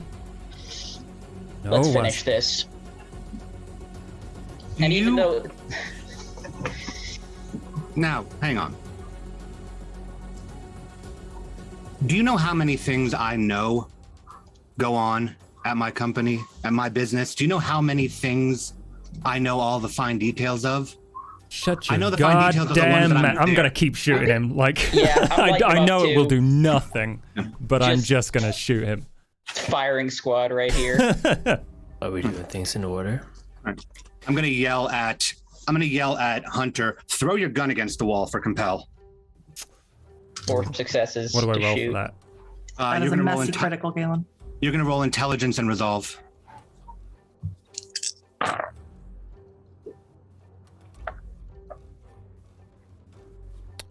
2. 5. Hunter, But you throw your gun Yeah. against the wall. Galen, Notably, you nothing to harm him. Just throw your gun against the wall. Galen, you rolled, so you're shooting. As a Yep. messy critical, increase your hunger by 1. Yep. That'll be 6. No, that'll be more. That'll be 6 superficial damage to you, Baron. Down to 2. Yep. Did something. I just yeah. Not doing much. Yeah. I have Hunter throw his gun against the wall and just look over to Galen and just go, "Are we done?" We're not done. I will remind you all. Astrid, he has Magnolia in his club. Galen, he has Victoria. Yeah. Just as a reminder. As And I said. Frankie and Amber. All people that the Thin Bloods are all with him. As I said, I know about the things that I am directly involved in. If somebody tells me that there's a problem or that somebody did something wrong and I tell them to take care of it, I don't give a shit how they do it. I'm going I don't even know their name half the to time. twist his face so he can't speak or see. If you're touching me, I'm going to throw you against the wall. Can try. You're not even going to get a chance to fleshcraft me. Try. Yeah. Close the door. I scream at the others. Yeah, I'll lock the door. All right. Or close it at least. All right, so yeah, the moment his hand touches me, I'm just going to. I'm actually not going to throw him against the wall. I'm going to flip him over onto the desk. A contested roll. Yep. And it's going to be a contested roll. Oh, Dex yeah. Athletics, Brawl? Anthony. Dex Athletics, not Brawl. I know you're trying to get away from me. throwing. He's going to, as soon as you touch him, he's going to throw you. All right. So you need to try and get out of it. You have rapid reflexes, so I'll say you can add your celerity to your roll. I'll burn another willpower then. Why not? There's 3 successes. I will re-roll 3 of those dice.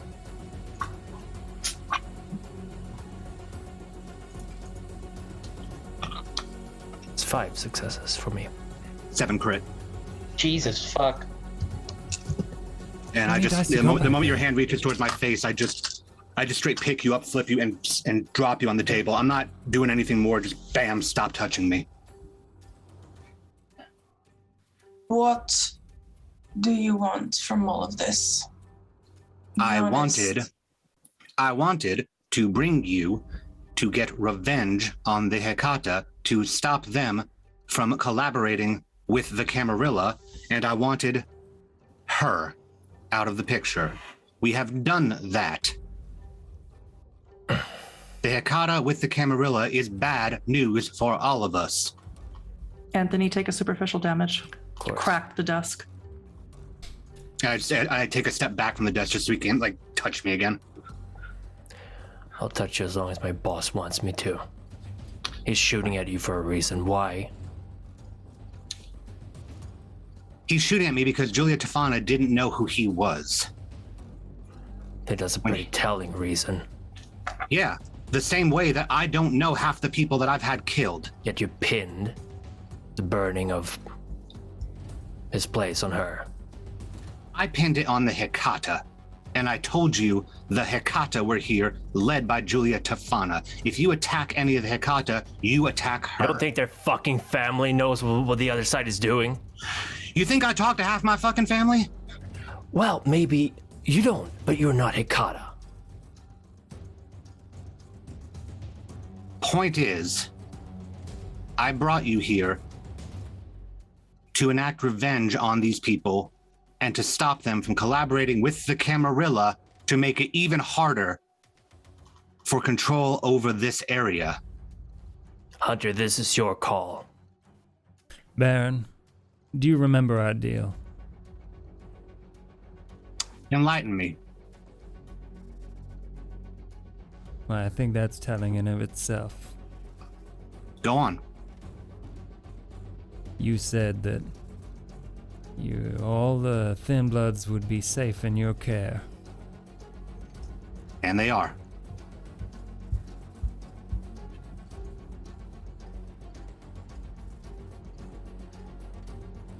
I just finished putting together the exploded hands or hand of one of Hunter's friends. Do you need another one? I happen to have an inn at Beachside Clinic. Point is, the Thin Bloods in your care, some of them are dust now. So anything you think you and I have is over. If I smell you, I will find a way to end you. I want to make something abruptly clear and abundantly clear. Right now, you four are locked in here with me. That is how this goes. And if I wanted to, I could smash the four of you together into a multi-armed puppet and then hang it in place of my disco ball. I do not want to because I believe in this alliance. I believe that we are able to help each other. I believe that I could help you remove obstacles so that you can overthrow the Camarilla. If this is how you want to act about it, then I am more than happy to abandon that alliance and actually throw everything I got at you. Because frankly, I am sick and tired now. This is twice I've met you and twice that you have threatened me. You really have no idea what kind of game you're playing. You think you've got a bigger dick than you do. And you do Baron. not know the score. Shut up. Baron, there is no reason I said shut to be up. so upset. I'm Galen. hitting him with Obeah to calm his mind. I'm gonna fucking frenzy. Like he's All right, what's clearly- the contest for Obeah? Let me look that up.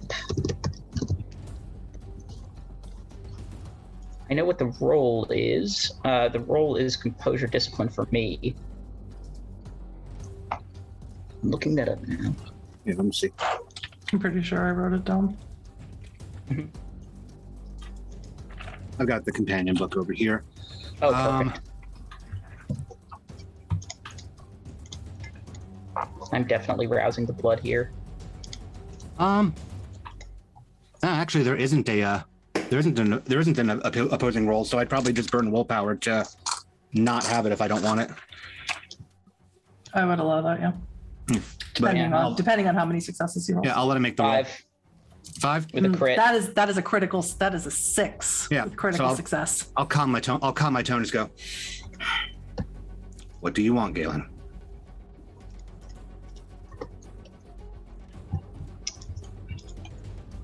I want you to leave. No.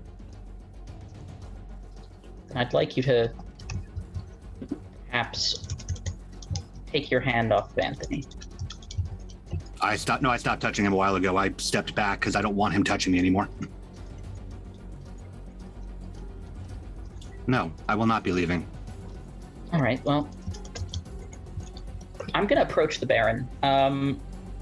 Not aggressively, just I'm going to get a little closer, close the distance a bit. I think you and I do have mutual interests. And given how tonight's gone, regardless of certain revelations that have been had, an enemy of ours is gone. And for that, I am appreciative. And what can we do to solve this? Because clearly, Hunter is not going to be happy with you still here.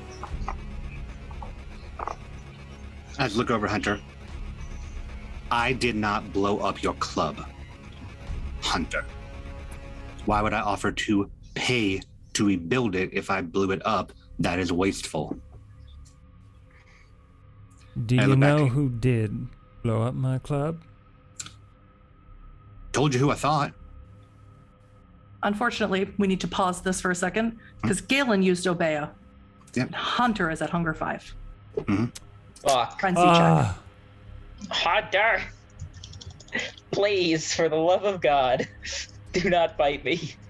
I will try my utmost not to do that, buddy. Hey, friend.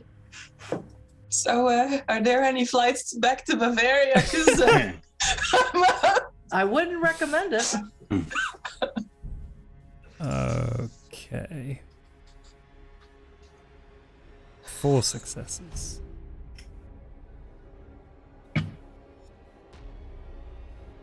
Barely enough. Sorry, look at him. Barely hold it in, Hunter. You are not going to be able to have a coherent conversation. You need to eat. You can't think about anything else. Yeah, that's true. I just look at him vibrating and just go, told you who I thought.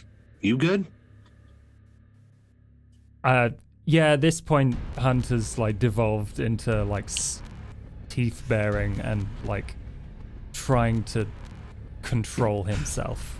I'm gonna look over at Astrid. Let him out. At least one of them up there has to still have blood in them.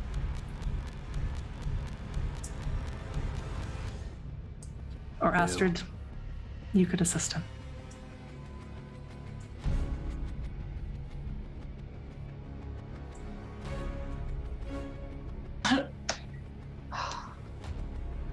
I do actually go for the door and try to take Hunter with me. There is no blood upstairs. No? No. Even if someone Could be yours that has- Astrid would like to feed Hunter, not in front of Yeah. everyone. So Astrid and Hunter, almost animalistic, head up the stairs, leaving Anthony, Galen, and the Baron downstairs. Now look at the two of them. She gonna be okay with him? She can take care of herself. I bet she can. I trust her to do that at this moment, considering how things have gone. Now, Let's work something out. I need you to understand the level of generosity that I am exhibiting, having been approached by your group twice, threatened by you twice, and now attacked after every time I've offered a helping hand. I understand in my rights to dispatch all of you. I understand and appreciate your restraint, but hopefully you can understand how, from our perspective, it looks like you tried to kill us. Why would I come here? Why would I come here if I wanted to have you killed? If I wanted to have you killed, I would have sent you here, because she could have killed you easy. Me, it looks like we were a very useful tool for you to get to her. I don't think you intended to kill us, but I don't think you intended for my friend Hunter to hear that she had nothing to do with this. Once again, if I wanted to come here, I could have easily. You saw how quickly. Then why bring us at all? Just good faith. You want to bring us along on this mission? I bring you along on this mission because, as far as I can tell, I have an enemy of you all. I have a person or a group responsible for your troubles, and I offer you all the opportunity to strike back. I come so that you don't die, because Julia Tofana. Do you see these? And I just point at the corpses on the wall. Do you see these? Do you know what happens if I'm not here? You fight them. They get up and do a skeleton dance on your butt. Julia Tofana was not involved with the burning of Pirates Cove. Then I was wrong. And I apologize. But my information about the Hecata working with the Camarilla is accurate. That much I've seen directly myself. And now we are accomplices with this. I am certain that the ghost, or whatever it was that was throwing things at Galen upstairs, looking at Galen for confirmation, because I didn't see it, probably has informed some of our associates by now of our involvement. Storyteller, with this, how many Hecata are left in Myrtle Beach? 1. Yeah. And I would like to see what he is going to do about it by himself. That's when I trust all 4 of you to handle easily. Anthony and Astra's not there, but Anthony, you know which Hecata is left. It's Saul.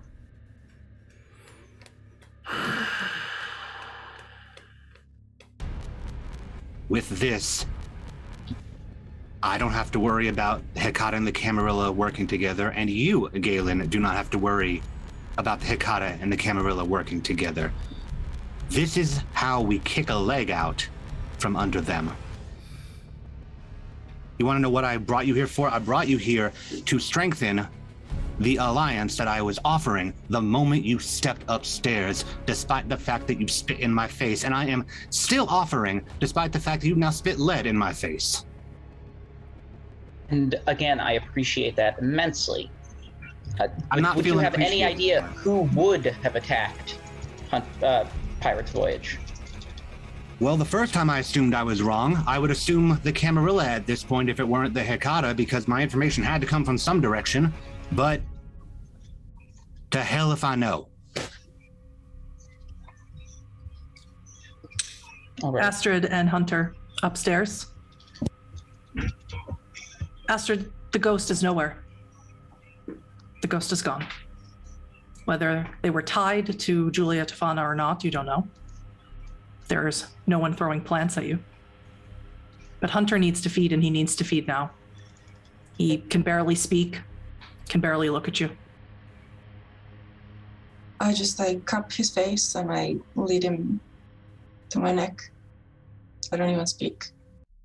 But I keep my side up and I keep focused on the ghost, on my friend that I left behind. Mm-hmm. Hunter, do you drink? You can hardly resist. I think Hunter will resist in this instance. Ooh, I'll need a roll of your unspent willpower to do that at 5 hunger.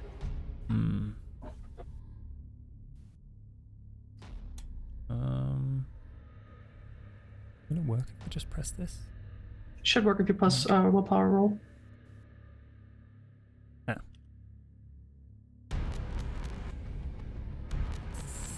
Crit. Enough.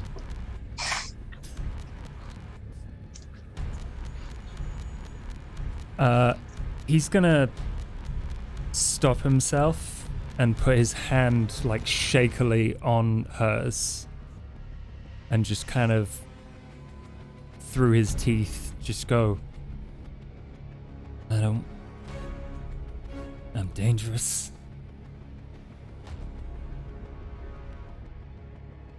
And I want revenge.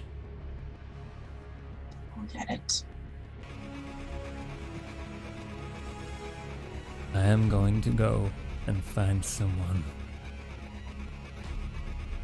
else.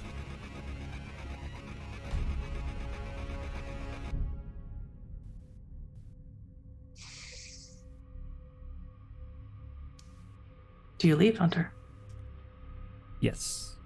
He's not gonna stop anyone going with him, but he is leaving.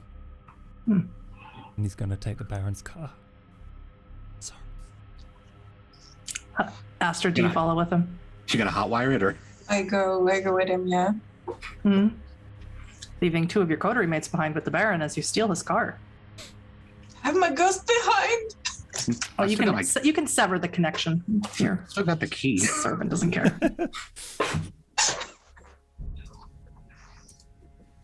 Back down in the basement. I can't let him just go like that. No, you can certainly go with him. He needs to have time to hotwire it. You got to get back to the car, though, which is going to take a minute. I'm still lying on the desk. I'm not moving anywhere. You're not getting up?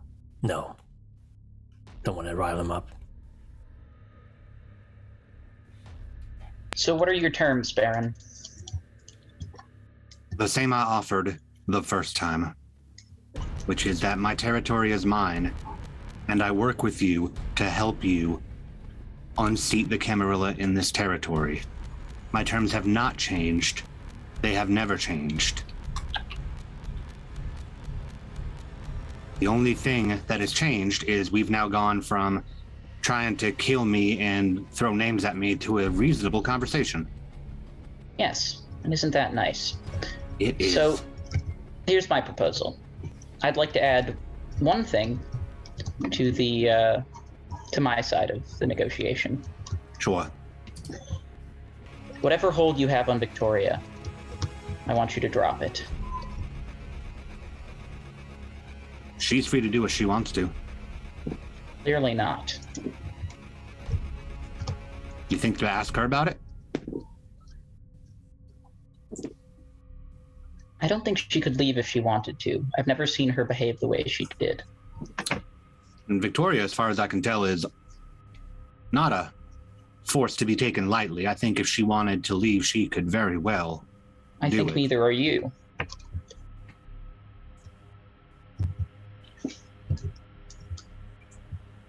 I can't agree to something that I can't give you. All right. I can tell you, though, that if she wants to leave, I ain't stopping her. If you want to make her leave, I ain't stopping you. If you want to drag her out, kicking and I screaming, think that'll be on this plan, necessary. I ain't stopping you. Sorry, did you say from this clan? No, from this plan. From this plan. Okay. Plan. I was like, wait, what? No. But no, okay.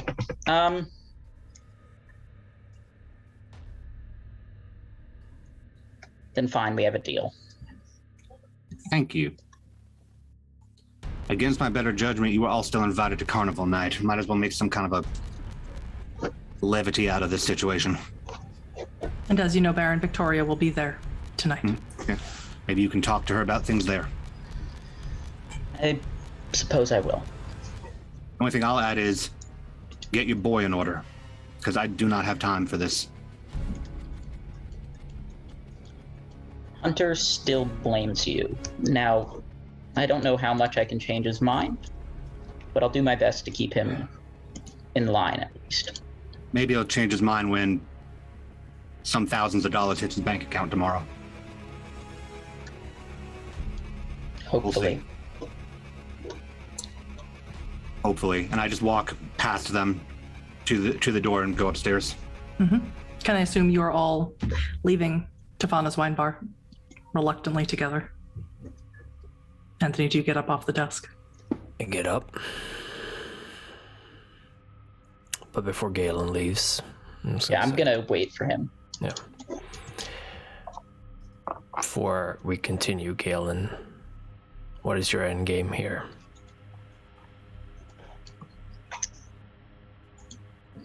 Right now, I want to get the Camarilla out. But I won't lie and say that I'm happy with the deal I just had to make. Unfortunately, it had to be made.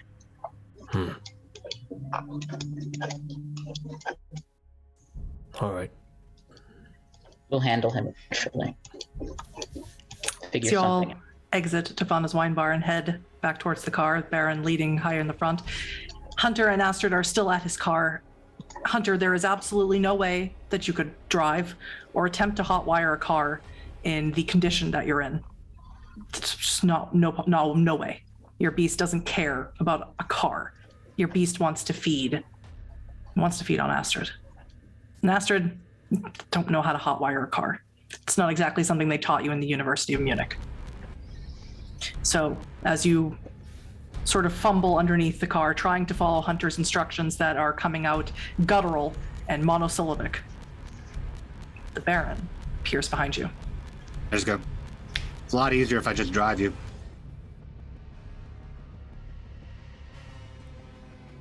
Hunter's gonna lose his patience, take out a flick knife, shove it into a tire and walk away.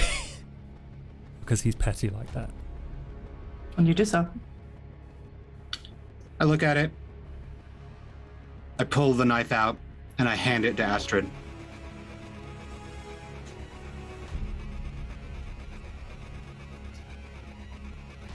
I really do feel like we could all build something together here, but not with that going on.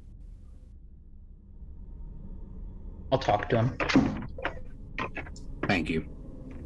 Once he's eaten, though, right now he is in no state to make rational judgments. Fair enough. Well, you have a choice of following him or helping me get the spare out the back. And I just walk around to the back and open up the hard I'll help him shell. with the. I'll help him with the car. Okay. Hunter, if you would like, make me a wits and survival roll to find someone to feed on. As you start walking into the trailer park area behind Tofana's wine bar.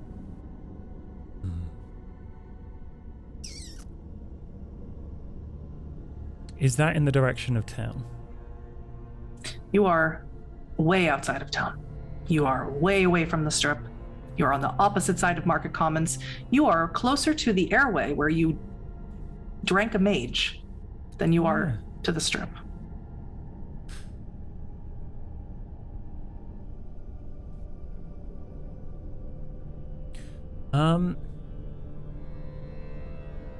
Hunter is not looking for someone to feed on right now. He is looking to get back to the strip. Fastest way would be, well, one, not popping a tire, but two, traveling with the Baron. And he will not do that. All right. You have a phone. Can say that you grabbed your phones out of that box. Can certainly call a car for all of you to take. I'm doing that for our group. Changing my tire anyway. Of course you are. Yep.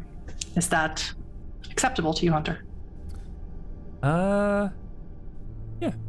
Yeah, he'll try and keep himself in check. We'll see. And as the Baron changes his tire, as you all wait, it will be a while. You are in the middle of nowhere. The Baron drives off, back to Club Karma, where he did all invite you. As a olive branch, despite how this evening has turned out. And I will remind you, as much as you do not trust this person, he has people in his care that you care about. All of you. And if you distrust him so greatly, it might be wise to head to Club Karma and attempt to get people out. This is the plan. But first, we are going to take a break. Thank you for watching, everyone. Stay tuned. Hello, everyone, and welcome back to Blood on the Grand Strand. How do you take it away? Thank you, Josh. When we left off, the coterie reluctantly helped the Baron end the unlife. Julia Tofana, the leader of the Hikata here on the Grand Strand, and Hunter, with an extremely high roll, made an insight check that Julia Tofana did not know who he was. Of course, that does not mean she did not order a hit on his place. She had no idea who he was, and the coterie turned on the Baron. Despite that somewhat betrayal, he didn't attempt to hurt any of them or punish them for such an act. But none of them wanted to travel with him back to Club Karma, so he left without them. Right now, the coterie are on the side of the road, in the middle of nowhere. Dangerous place to be, waiting for an Uber to arrive. Hunter is at Hunger 5. Can't really think about anything. All of you can see him almost animalistic in behavior. Yeah, he could be salivating, he would. He's pacing. You're muted, Chris. I'm assuming Astrid didn't feed from you. She shakes her head. And feeding from you would not be an option either. Look at Hunter. He shakes his head. Well, as long as you're aware of the dangers you're putting us in if you attack the driver. Although I'm not one to talk with my recent outbursts.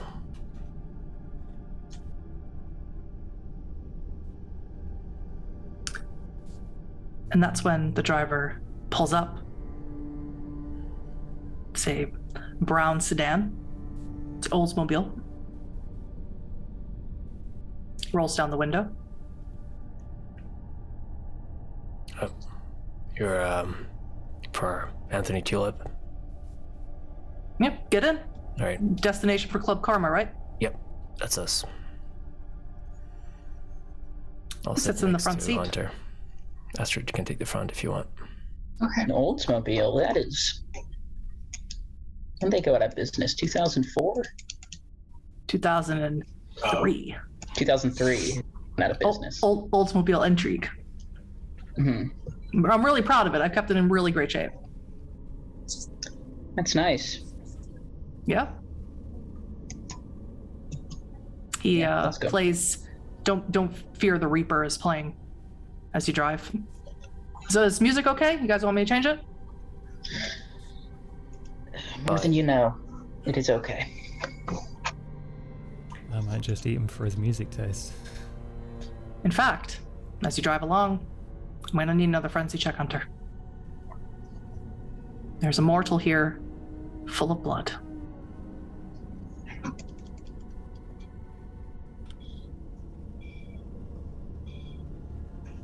But you resist.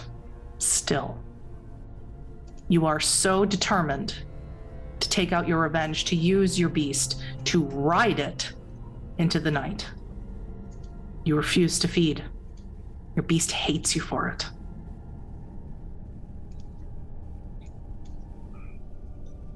And as you drive, this time, the driver takes you straight through Market Commons. It's a much faster trip than your trip to Tofana's wine bar. Anthony, you see the familiar building where your grandsire is. The Madame Durand House of Fencing. And Astrid, of course, you see the many places you've been to, the different Elysia around Market Commons that your sire attends. And Galen, you see the exact area where at one time Victoria's body was laid out on the cobblestones. But as they drive through Market Commons, they quickly pull into Club Karma, which is now fully lit up. The interior is dark, but you can see an opening has been made on the boardwalk here that usually separates the parking lot from the club. And the boardwalk is absolutely filled with people. The windows down, you can smell cotton candy and fried dough and all the caramelized popcorn, all the treats that the humans like to eat. Carnival fare. To you, it smells disgusting. It smells like sewage. But the humans seem to like it. Make sure to leave me 5 ratings. Yeah, it was a good ride. Sure. Quiet, Great but good, ride. right? Nice car. Thanks. Cool. Thank you. And you all exit. Yep. I need to know who's going to stick with Hunter. I'm staying with Hunter. All right. I will too. I have to find Victoria. Well, so Galen, you go off ahead. It's the other 3 hang back a little bit. Astrid and Anthony concerned about Hunter. Hunter, what's going through your mind right now? I think at this point, Hunter sort of slips back into his old self. And so he's going to slip into the crowd and find a mark. Someone he can feed from, someone he can seduce. It's not difficult. It's a little uncomfortable with your 2 coterie mates so close. We can give him space. It's not that we don't. It's just that maybe we're like on the lookout. So you give him enough space to do what you believe he is doing. Is that correct? Originally so. All right. Hunter. Takes you no time at all to find someone who is perfectly your taste. It's a young man, and he is right now looking out over the ocean in one of those viewfinders. Can practically smell the sanguine quality to his blood.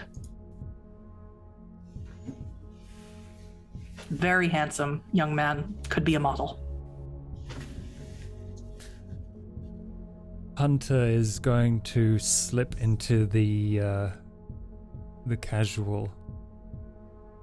It's gorgeous out there tonight. Yeah, it's the way the neon lights play on the water. I just had to take it in for a minute, you know. You have the eye of an artist. Thanks. I'm a photographer. I'm a hunter. I'm Jason. It is a pleasure to meet you, Jason. Pleasure's all mine. And he is going to try and perform this seduction at an accelerated rate, like powered by his beast.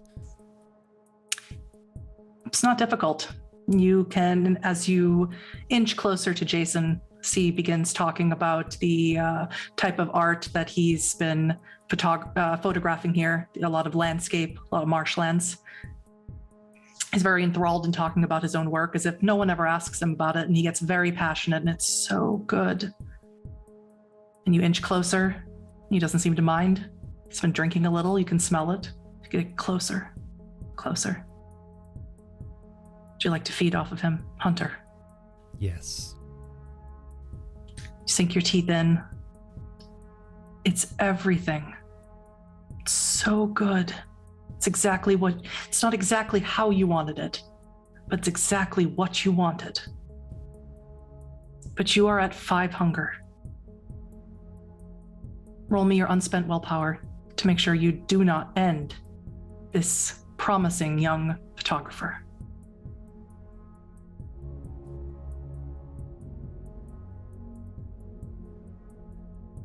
But you do. It's too good. And you waited too long to feed. You don't want to let him go. You don't want it to end.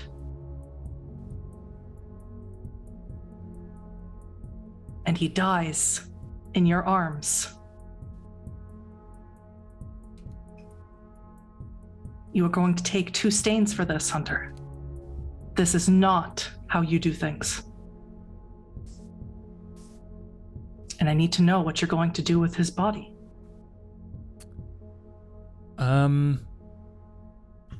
Hunter is going to prop this man up on his shoulder for a while he thinks about it. All right. Yeah. Anthony and Astrid, you would see this if you would like to approach him. No. Okay. As this was happening, Galen, you were determined to find Victoria. You search through the crowd. And as you get closer to the Ferris wheel, you see her standing there, almost as if she was waiting for you. She's dressed in a dress that you've seen her in before. It's the same dress that she was wearing in the pictures that were sent to you by someone. Beautiful blue dress. Good evening, Carino. You It's made good it to out see of you. the Hecata. Yes. She goes in to hug you. Yeah, I'll give her a hug back. Will you take a ride with me on the sky wheel? Sure.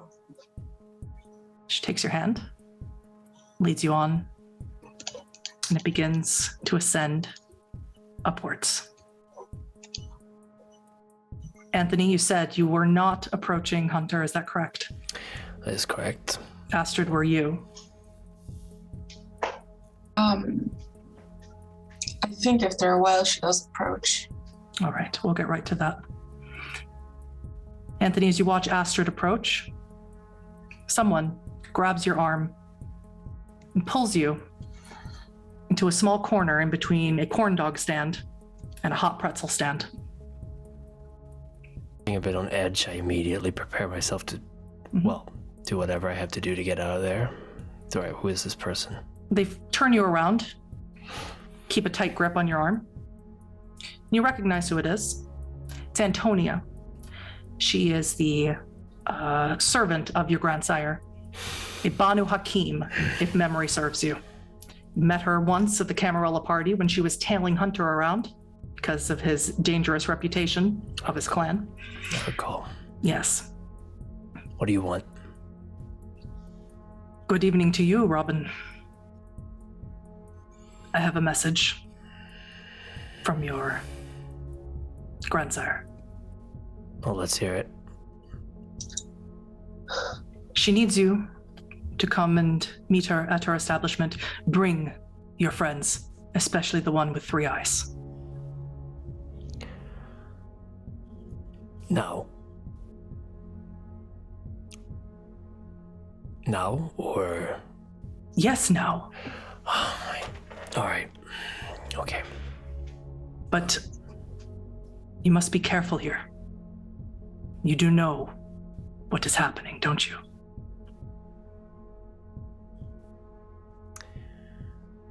It's a loaded question. She pulls you in closer between the crack, practically pushes you up against the wall. She begins fumbling with something in her pocket. Looks like she's looking for a phone. Hunter, Astrid has approached you now. You have a dead person, a dead human in your arms. He like the stars in the sea. I think we should lay him to rest there.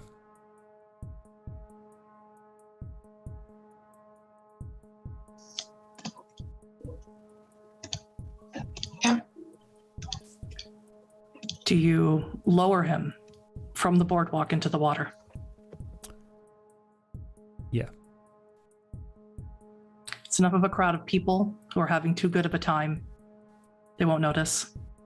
You lay him gently on the ground, hold him by his arm, and drop him to an eternal watery grave.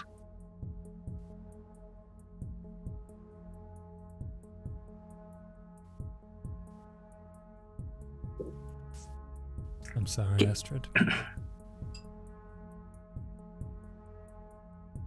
You're telling me? Sorry.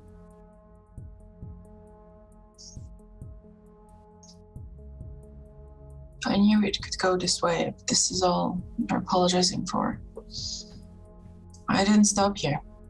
I will take that on myself going forward. I think we should find the people we love and get them out of here. Galen, up on the skywheel.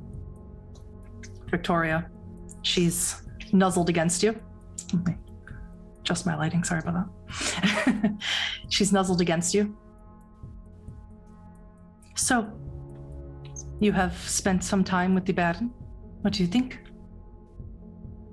I'm still not sure. He's a confusing figure. What do you mean? I can't for the life of me tell his angle, like why he's doing what he's doing. There's certainly things he's not telling me, and I'm aware of that, but if he wanted us out of the way, he could have done that a long time ago. If he... I don't trust him.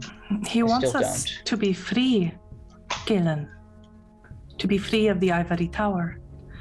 To be free of all of the problems that kindred have when they get too involved in politics. I think you're right about that. So why will you not help him? Give him the... Because I don't know what he means by freedom. Will you not give him the soldiers, Galen? The ones we amassed before he came? Not yet. Not yet? Or not at all? Not now.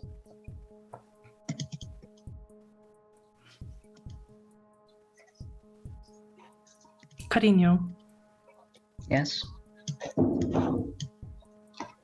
Yo quiero. You know this. Yeah. Pero, te amas. Do you love me back? I do, Victoria.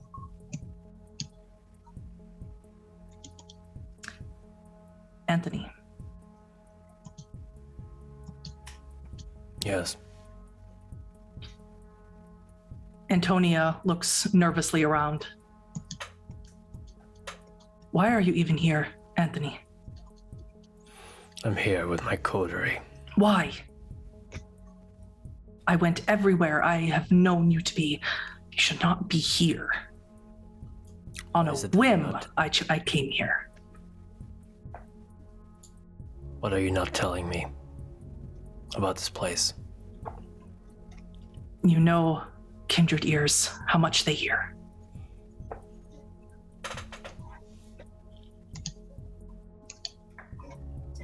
What do you know about Cathari?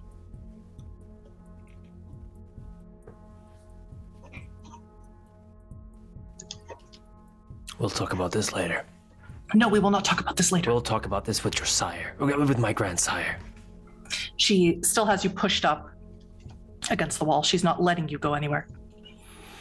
Hunter, as you and Astrid walk away from the boardwalk where you dropped Jason into the water.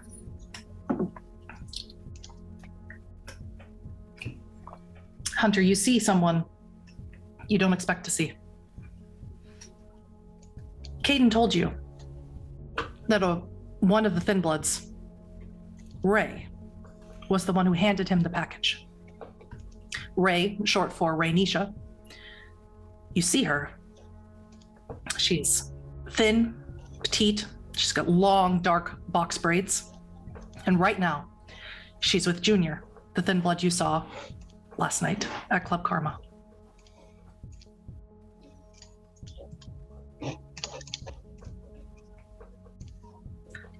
Hunter leans over to Astrid and says, there she is. She's the missing link.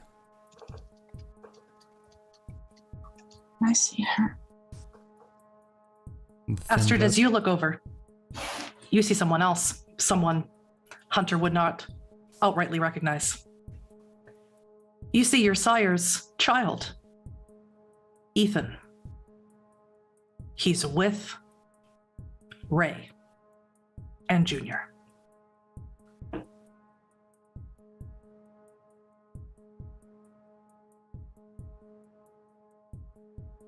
Huh.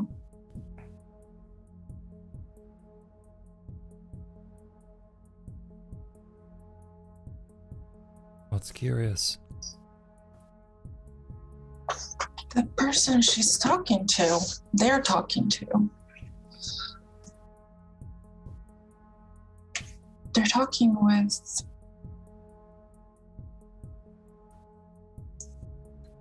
someone I know. Someone from the Camarilla? Yeah.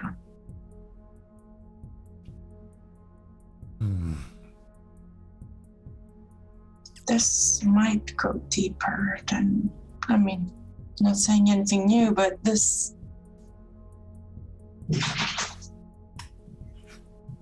might go deep, very deep. We're being tossed around, I feel. This doesn't exactly get the Baron off the hook, but should we go and figure out which way is up with these two?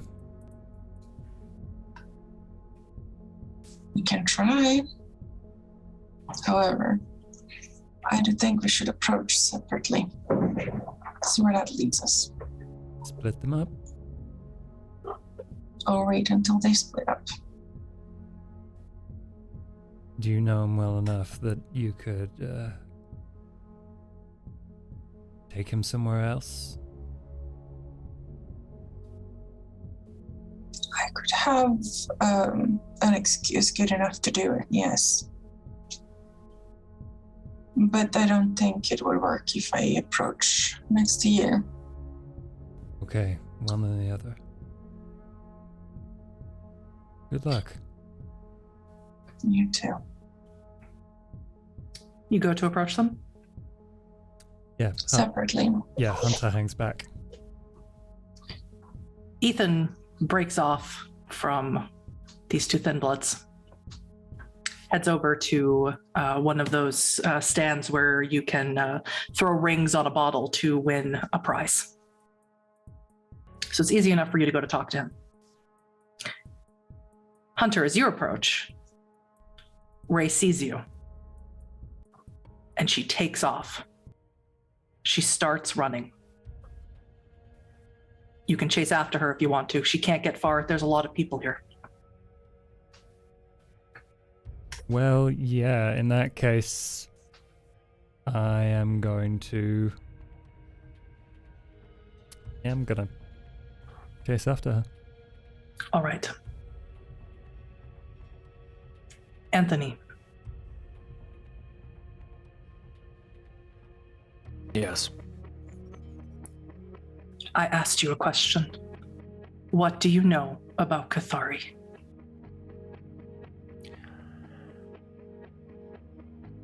I know enough to know who they are, and what they do, and what they bring with them. Do you understand that we are all in very real danger? Oh, I do. Where are your friends? You need to bring them to me. And she's finally stopped fumbling. She holds a phone in front of you.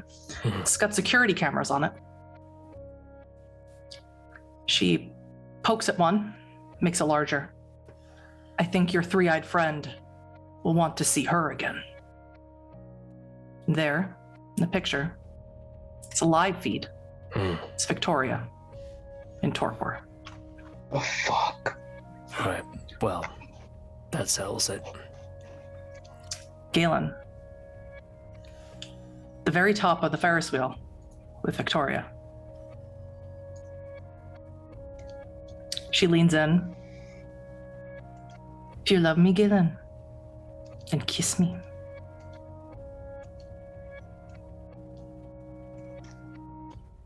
I mean, if I don't sense anything wrong, then I'm gonna. And as you lean in, she grabs you by the throat. And she's going to pull you in really close. Fool, she says in the Baron's voice. And she's going to throw you off of the Ferris wheel. I will give you one chance to catch yourself. Dex Athletics. Oh, God. Oh, that's so bad. We'll be fine. It's just bashing damage. How many d10s worth of fall damage? 2 successes. 2 successes is enough to catch yourself as you fall down, but you will take damage as you fall. 3 points as you smash into one post, grab on, slip, smash into another as you try and grab on. Yeah, I'm gonna yell when this happens. You start yelling? Oh, crap, my fucking back. Yeah, not really that. Some people crowd around, start, and hear you. And Anthony, faintly, you hear it too. But not Astrid and Hunter. I try to see where Astrid and Hunter are. Can I spot them in a crowd? Hunter's No. running, so I don't know. Right now, all you see is Galen hanging from a moving Alright, Ferris wheel. I'm running over to where Galen is. Understood. Hunter, you're in hot pursuit of Ray. And eventually, you corner her. Yeah. She looks terrified. I'm going to use compel and just say, stay there. Did you make that roll? Oh, I just That is- realized how bad I am at this. That is 3 successes to resist. No, I get 1. Mm-mm. It doesn't work. She's going to hold out her hand, and she's going to force you back. I need you to make, I believe, it's a stamina and resolve roll. Ooh, okay.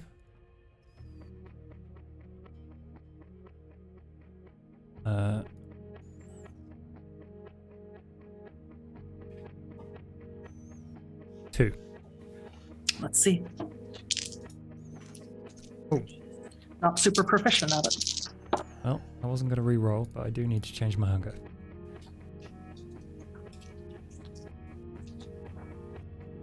One. She pushes you back a single step, but you're not going flying like you wanted to. Okay. Let's not make this a fight. I would like to know answers. I will not hurt you. She looks like a scared animal. She's too afraid to speak. She doesn't look anything like she used to.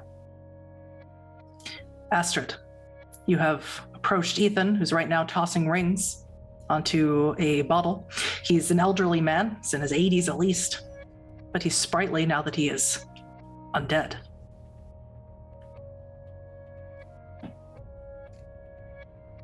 I don't say much. I and my shadow actually just kind of hang. If you'd like to bring your shadow revolves around the shadows in a room. So if you got into a car and left, you would have to make another rouse check to have it, and it's visible for people to see if they are looking too deeply into shadows. Then no. Not really something you want to use in a crowd of people. Yeah, it's just me then. Mm-hmm. Me and like 2 revolvers in my hoodie, but that's okay. No, I handed one back, didn't I? No, I still have 2. You still have 2. Yep, you still have 2 guns. Good thing the hoodie is too large for me still, because it's Saul's hoodie, but Saul always helping out. Mm-hmm. I stand next to him and I just go, it's been a while. He looks at you, snorts. What are you doing here, you little bint? Having fun. What about you? So am I. How's it going? You gonna win this round? I'm looking at the inks he's tossing. Doesn't really matter, so long as Daddy's not here. I don't think he is. Have you seen him around? Of course I've seen him around. I live with him, don't I? Yes. But of course, he's always asking about you.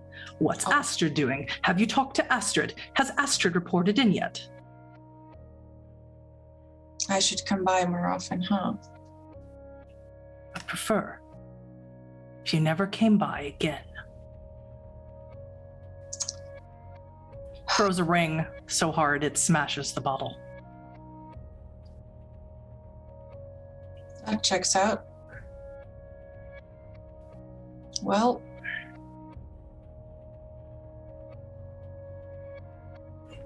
you know, I waited almost 85 years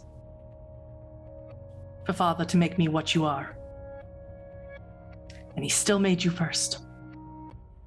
And he still likes you better.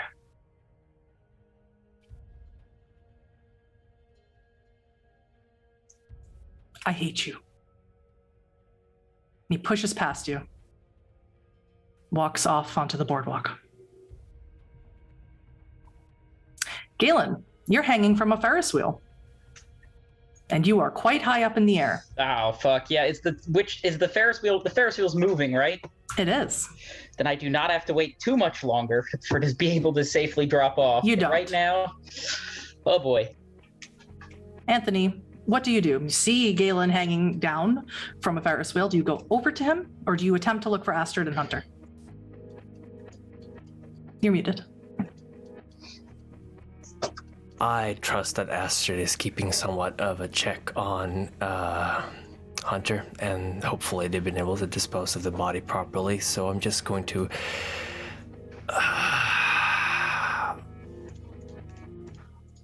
I would like to yell something at Galen, but I don't want to attract any attention to me, so I'm just going to hang around and make sure to stay close to where he would hopefully fall.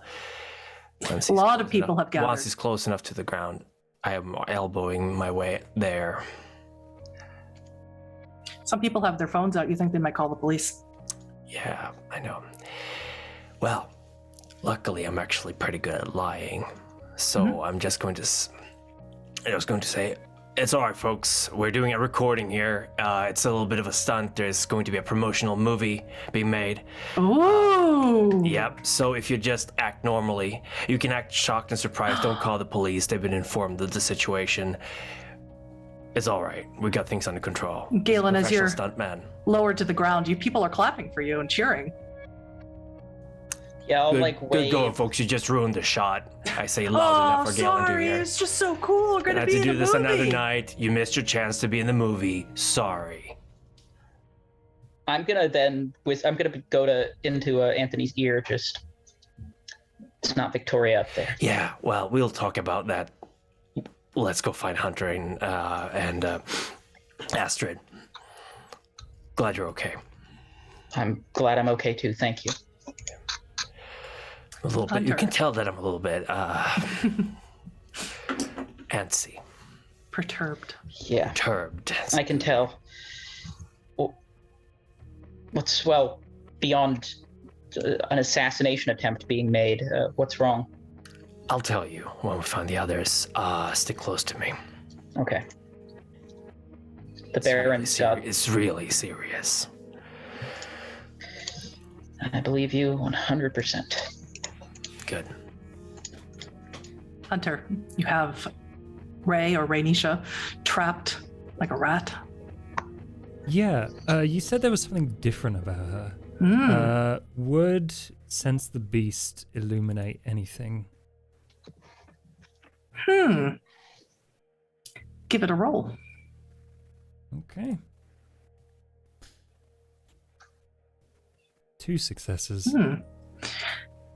You sense that her beast is a little strong for a thin blood. It's thin blood, it's for sure. But it seems that her beast gets fed and taken care of. And it's rewarding her. Okay. And so he says, and he's trying to figure out if she's just entirely incapable of conversation at this point. Look,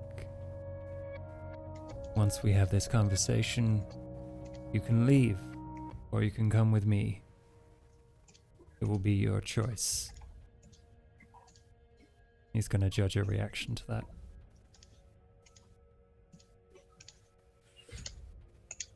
She loosens her shoulders a little bit. Talk. I know how my place caught on fire. I need to know who told you to do it. She smiles widely. I wanted to do it. I'm sure you did. But you didn't do it on your own. Prove it. You just walked away from a Camarilla stooge with your head on your shoulders.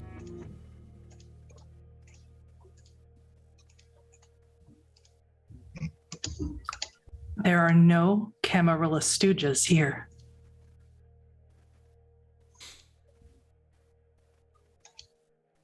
I did it. I blew up Pirate's Voyage. Did Caden suffer?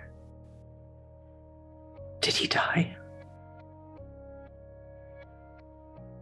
Now, why would you want to hurt a man who did nothing but help you and the other Thin Bloods? Because he's kind. Cattle. Chattel. They don't matter. And I wanted to. Does it make you want to kill me? Does it make you want to hurt me? I pity you.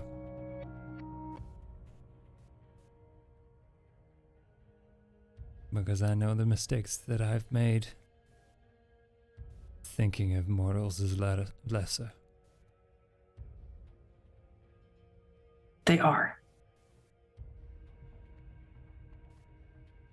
And who taught you that? Once you realize that they don't matter, once you realize that giving into the beast sets you free, it's a whole new world.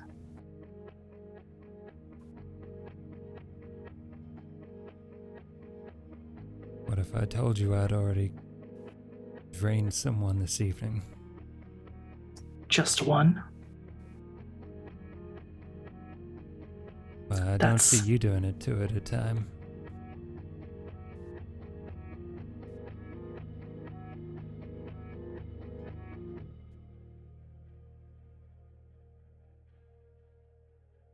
What are we going to do here, Hunter?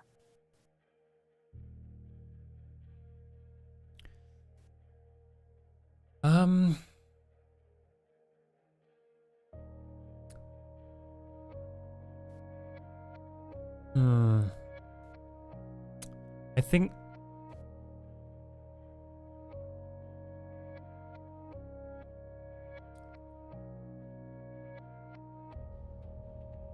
Hunter is going to walk away.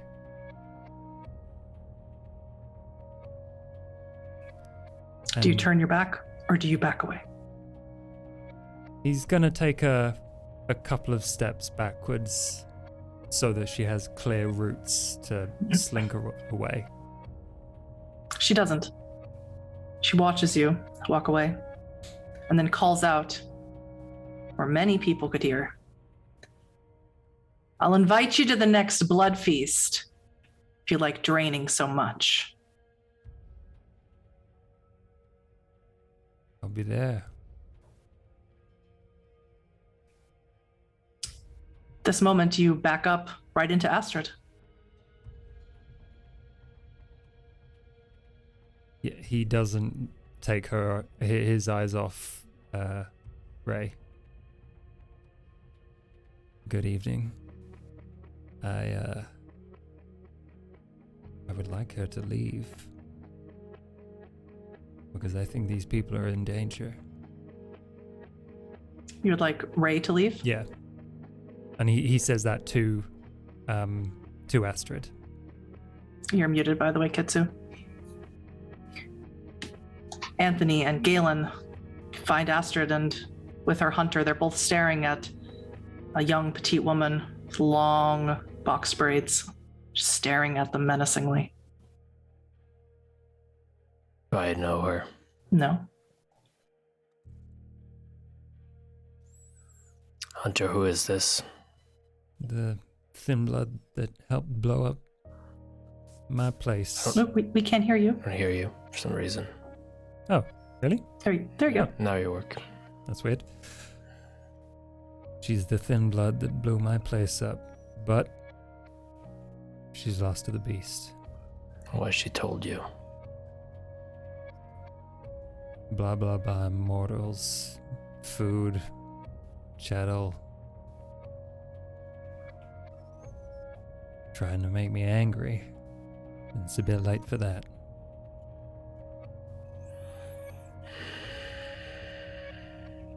I need to know who her boss is.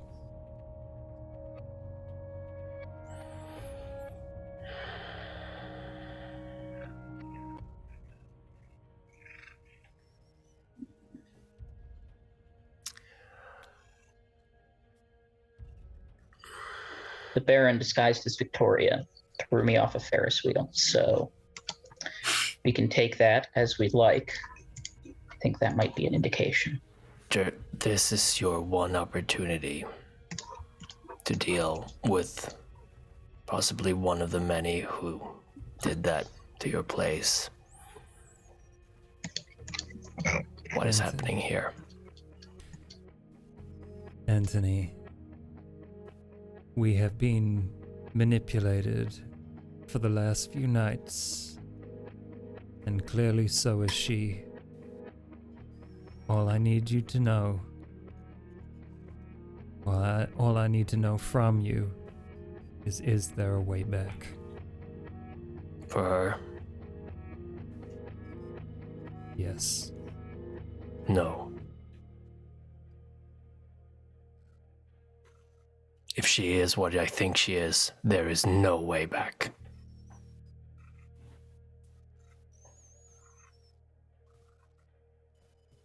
I told her she could go. I don't want revenge on her. Then what was all this for?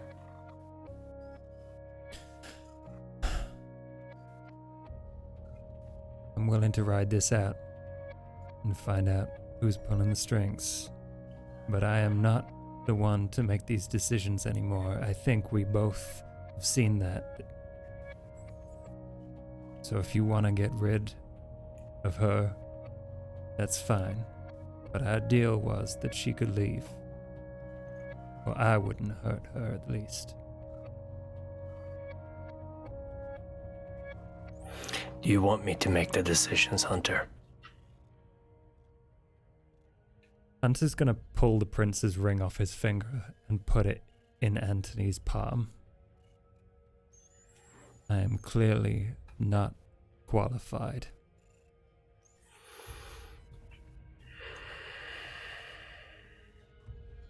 I'll look at the woman. At Ray. Mm-hmm. She's just staring at all of you, smiling. Why are you here?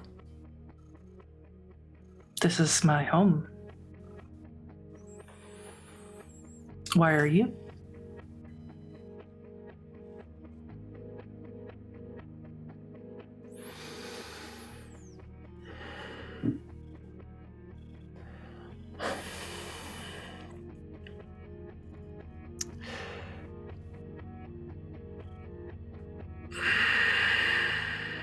You promised her you would let her leave.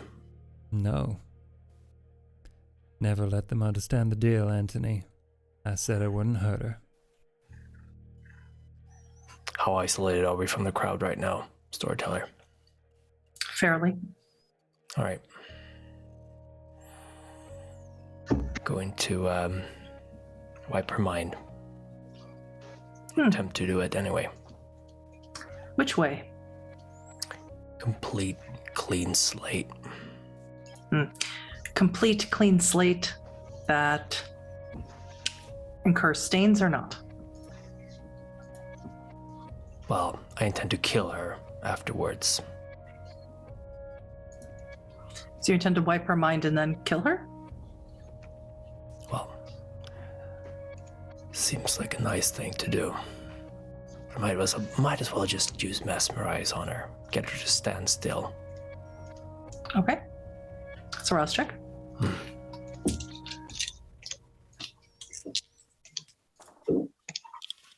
I succeed. Make that roll. She is not human. I'll use another rouse check. And mesmerize. 2 successes. That is a messy critical. Good. You don't like someone messing with your things. No, I don't. I really, really don't. Hunter is perhaps your favorite thing. So you're not clean about this. No. You're not nice. No. Can't help it. Finger, arm, another arm, leg. Head last. You Gouge her decimate eyes her. out. You're brutal and disturbing. We'll talk about stains for this act That's fine. another time.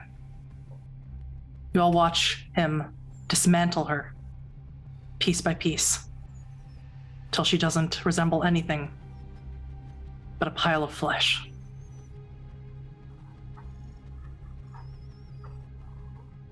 As you were doing this, Anthony, she never stopped smiling. Of course you wouldn't. And she whispered before you took her head off, "Good. Give in to it." Not giving into anything.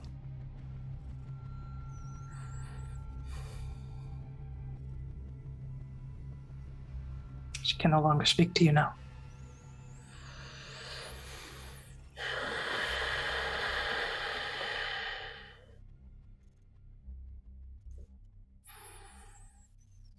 We need to go away from here. We need to seek my grandsire.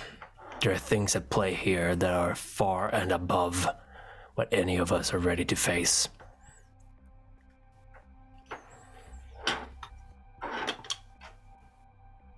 And I need to speak with you, Hunter.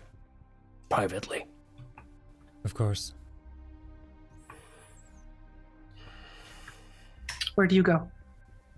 Back to Antonia.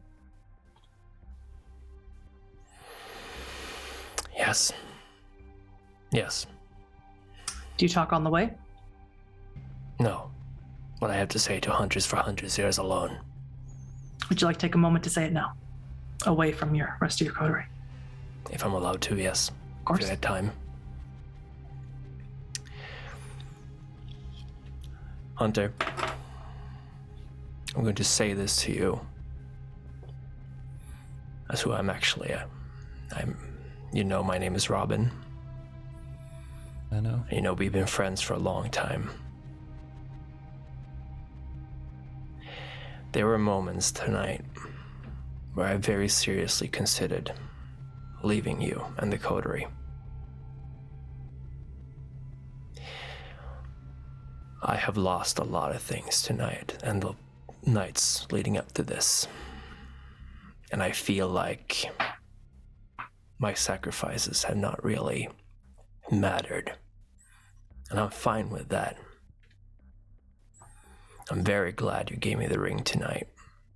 Because when I gave that ring to you, I thought you would have made a good leader. I shouldn't have pushed that on you. I shouldn't have pushed those expectations on you.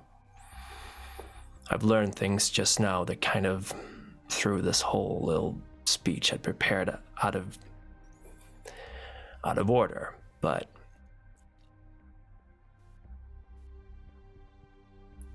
do you want me to be around?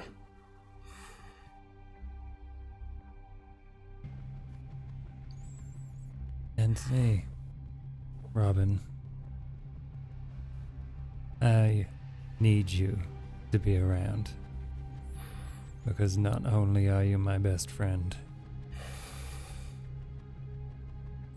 I want to be yours.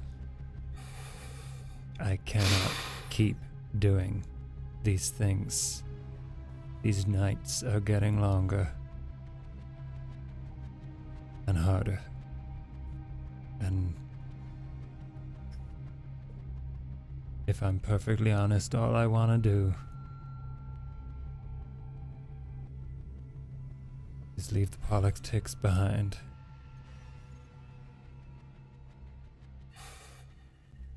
So maybe you and I can spend some time actually enjoying this time we have left. That would be nice. That would be nice. I want to know about you and your boyfriend. And maybe we can save a few thin bloods on the way, but I spent too long looking out for number one. And I've spent not enough time treating the people that I care about like the royalty they are. I am not a leader, Anthony, you know that already. And I know you wanted one. Hell, I almost wanted one. So maybe we can find that in Galen. Maybe, yeah. Yeah. Please, friend. Yeah, friend. This is bigger than turf fights between barons. This is bigger than the Camarilla and the Anarchs right now. This is really, really bad. And we really, really need a leader to deal with this. I will help Galen if you're behind him. I'm behind him too. But this, you don't know these people. No. And you're saying you do? I know enough to be really fucking scared of them. Okay. Let's deal with it then. All right. Okay.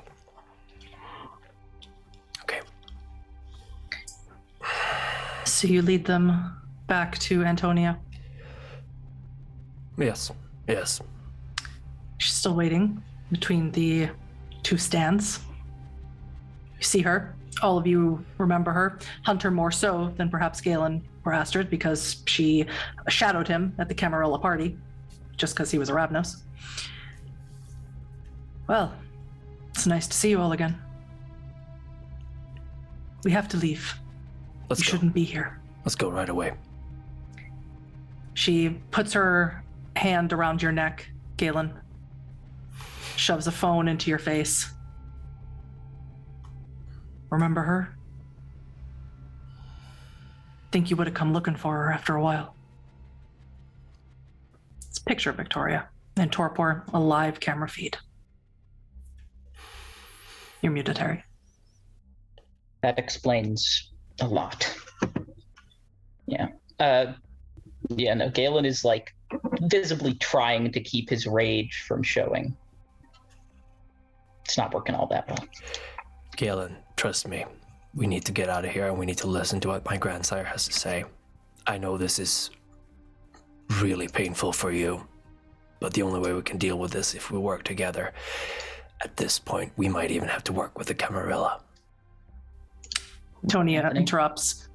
That's exactly what you have to do. Yeah. You know I wouldn't say this lightly. I know. I trust you.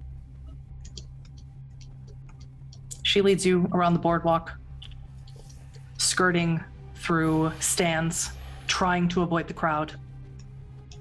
Seen her before. She's always so confident and menacing all on her own. She's scared, nervous, and she moves swiftly. She has a car parked way away from Club Karma. You're out on the streets of the Strip, the palm trees, the neon lights. Is there anything you'd like to say to each other as she leads you to her car? Now is the time to do it. Anthony, do you have any idea what's going on? I think I do. Well, then tell me. Can't tell you here. There's a very, very high possibility that the wrong ears will hear it, and then we are dead, and everyone we love are dead, and the people in this town are dead. We have a cryptolect. We do. Mhm. That's true. I will communicate very sparsely. Sabat. Really bad. Dug in deep.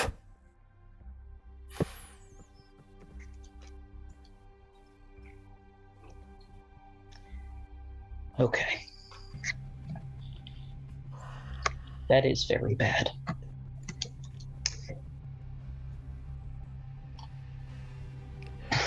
Yeah, take us to your grandsire. Believe me, if this wasn't serious, I wouldn't even want to get near that place, but here we are.